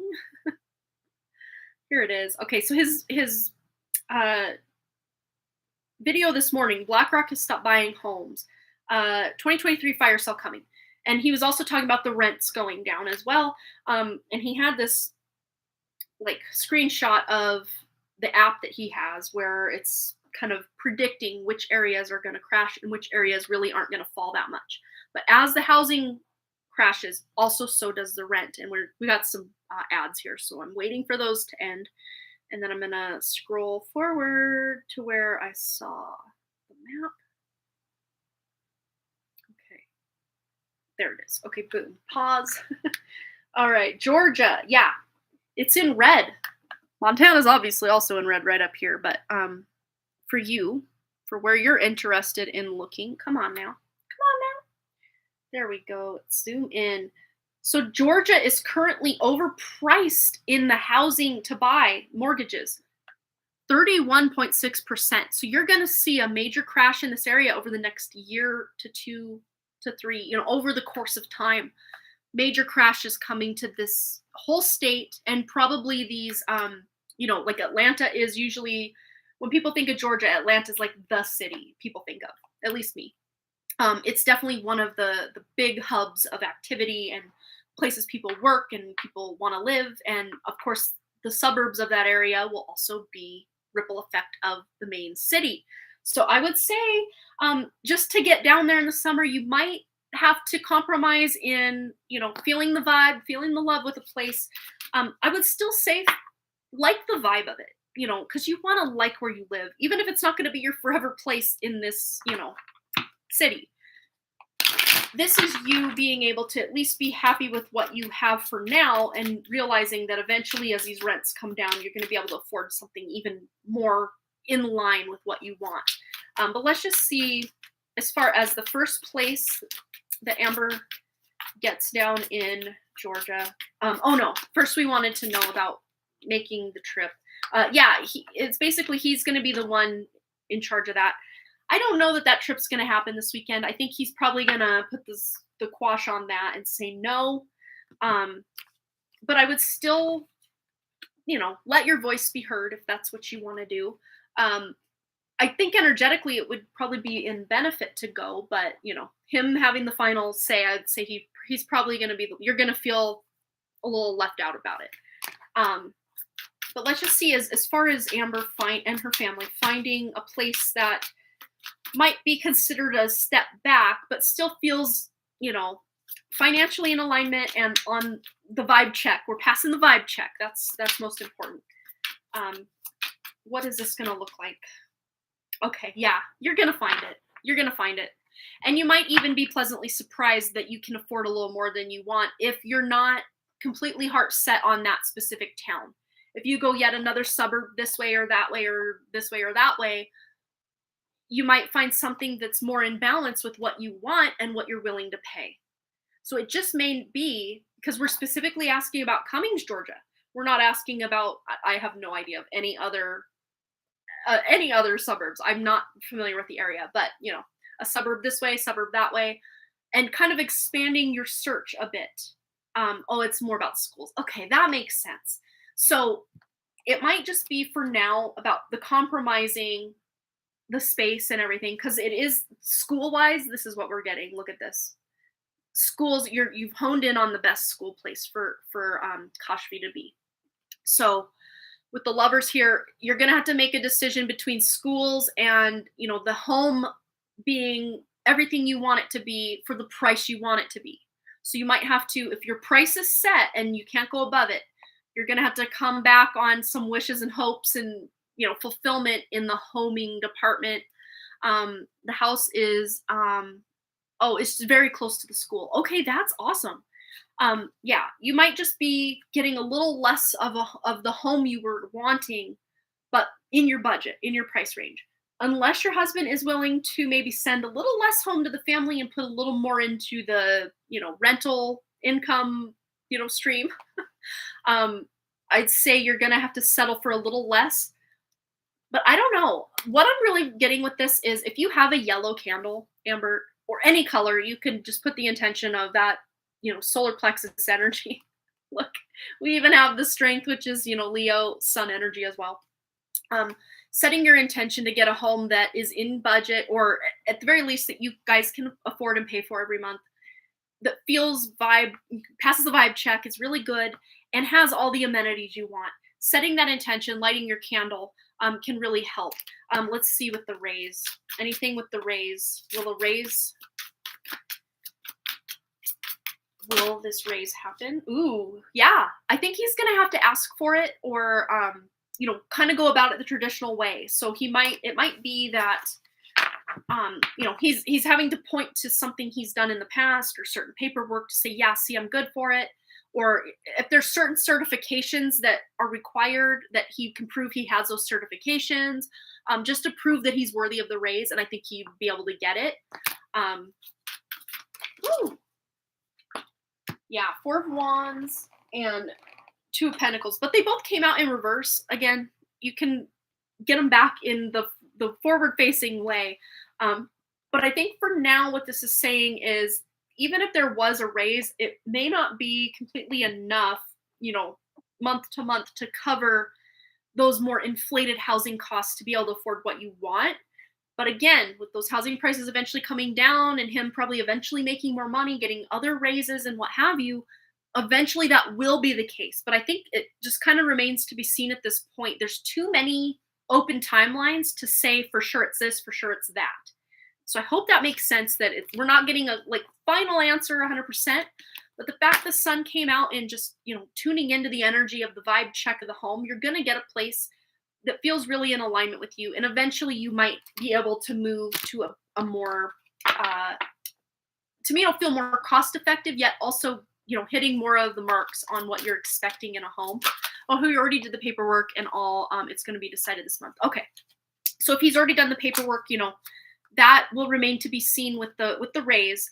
But especially because cost of living sounds to me like it's going to be more when he's making this relocation, they might honor some sort of cost of living raise.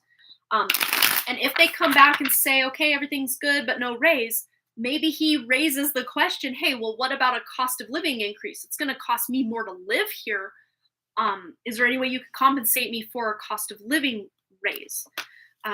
So he might have to really be speaking up for himself in that regard.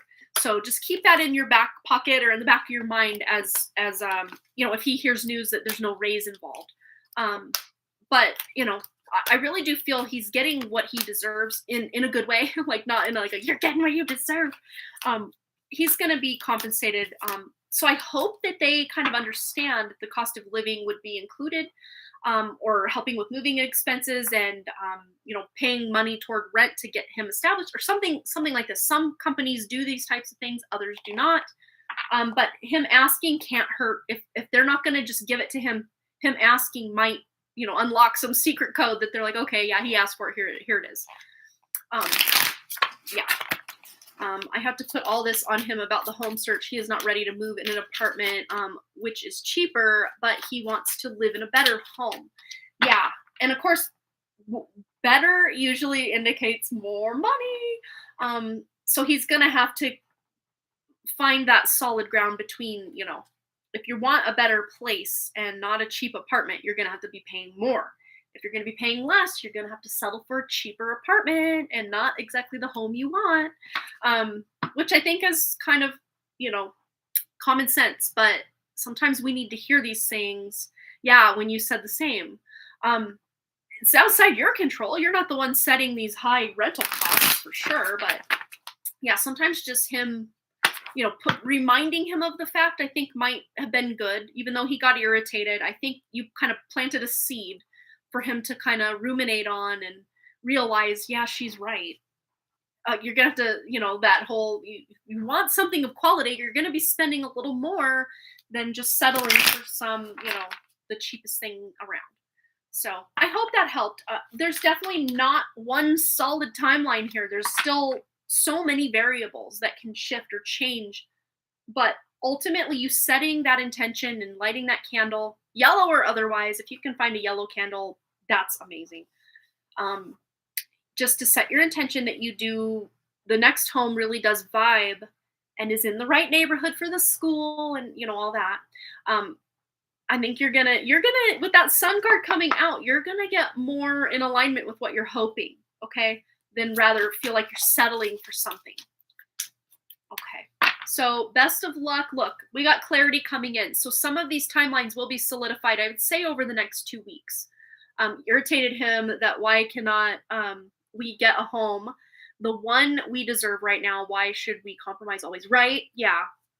But that's not you being mean. That's you just stating a fact, right? And facts are facts. The fact that these housing costs are a little higher than you're wanting to pay. Yeah.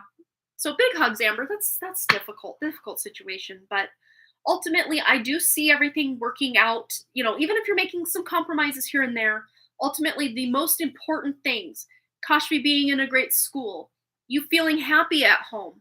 To me, these feel like these checks are being ticked off, and you're getting what you want in that regard.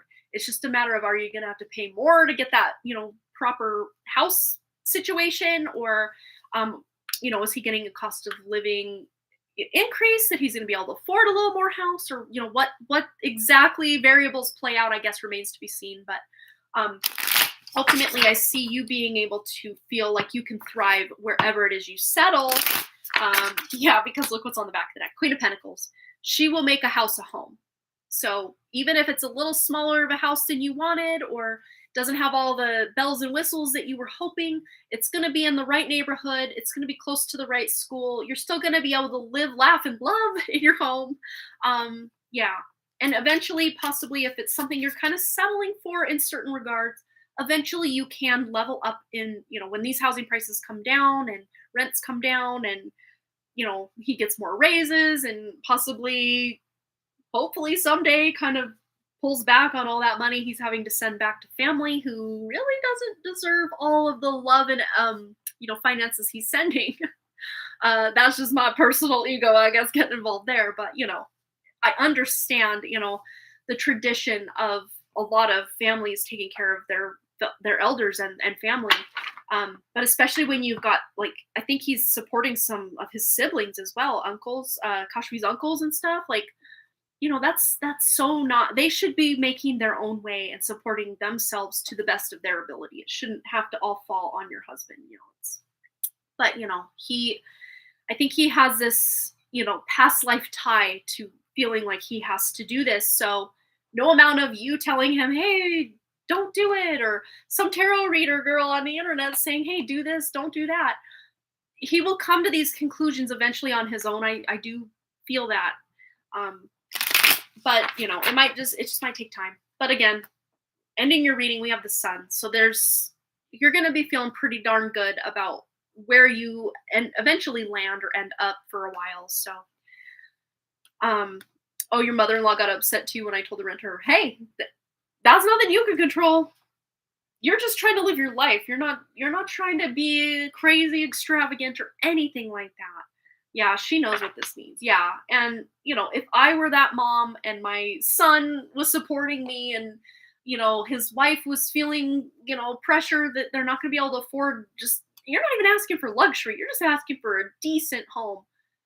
I would feel so guilty if I were that mother-in-law. Let me just say, I would totally it would not sit right with me that my son is doing all this for me and still having to make sacrifices because he's having to send me all this money. Yeah, it's just a lot.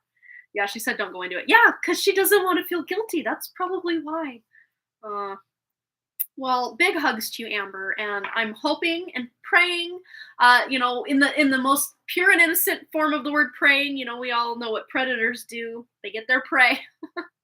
The most innocent form of the word praying, sending good vibes that everything works out. I literally got upset and told her that I will not compromise on. Yeah, absolutely. I think that is, one of the top priorities for Kashvi's school, for sure. Absolutely. All right, you guys, I'm gonna leave it there. We're just shy of, oh, hello, Lou. Sorry you're catching us here at the end, but I hope you're having a fabulous day. Thank you for the love and blessings. I appreciate that. But yeah, we are gonna end this here. Do not miss Friday's show. We're gonna be having a nice conversation about our thoughts mostly not being our own. I even tuned in about 99% of most people, not everybody, but most people's thoughts are not even their own thoughts. It's a lot of collective consciousness stuff. It's a lot of dark entity hijacking, false light entity hijacking, just brainwashing programming, subliminal messaging that's been effing with us. And establishing these neural pathways in our brain that aren't even us, and we're going through the motions of things that don't even pertain to us and what we truly want on a spirit level, and ways we can combat a lot of this entity takeover of our thoughts. Yeah, and I'm just gonna hope that more downloads come in. I got probably a decent enough to talk about already, but yeah, we're gonna take our power back for sure. So don't miss Friday's show, and if you do, you can always watch a replay. But yeah, I'll be back Friday here on this channel, 10 a.m. Mountain Time, right here. And of course, in the meantime, you can check out Harmony Portal Tarot or the Done Creative, both linked in the description below for any pick a card. Harmony Portal Tarot channel, we have daily messages as well. So check that out if you need some additional guidance in the meantime.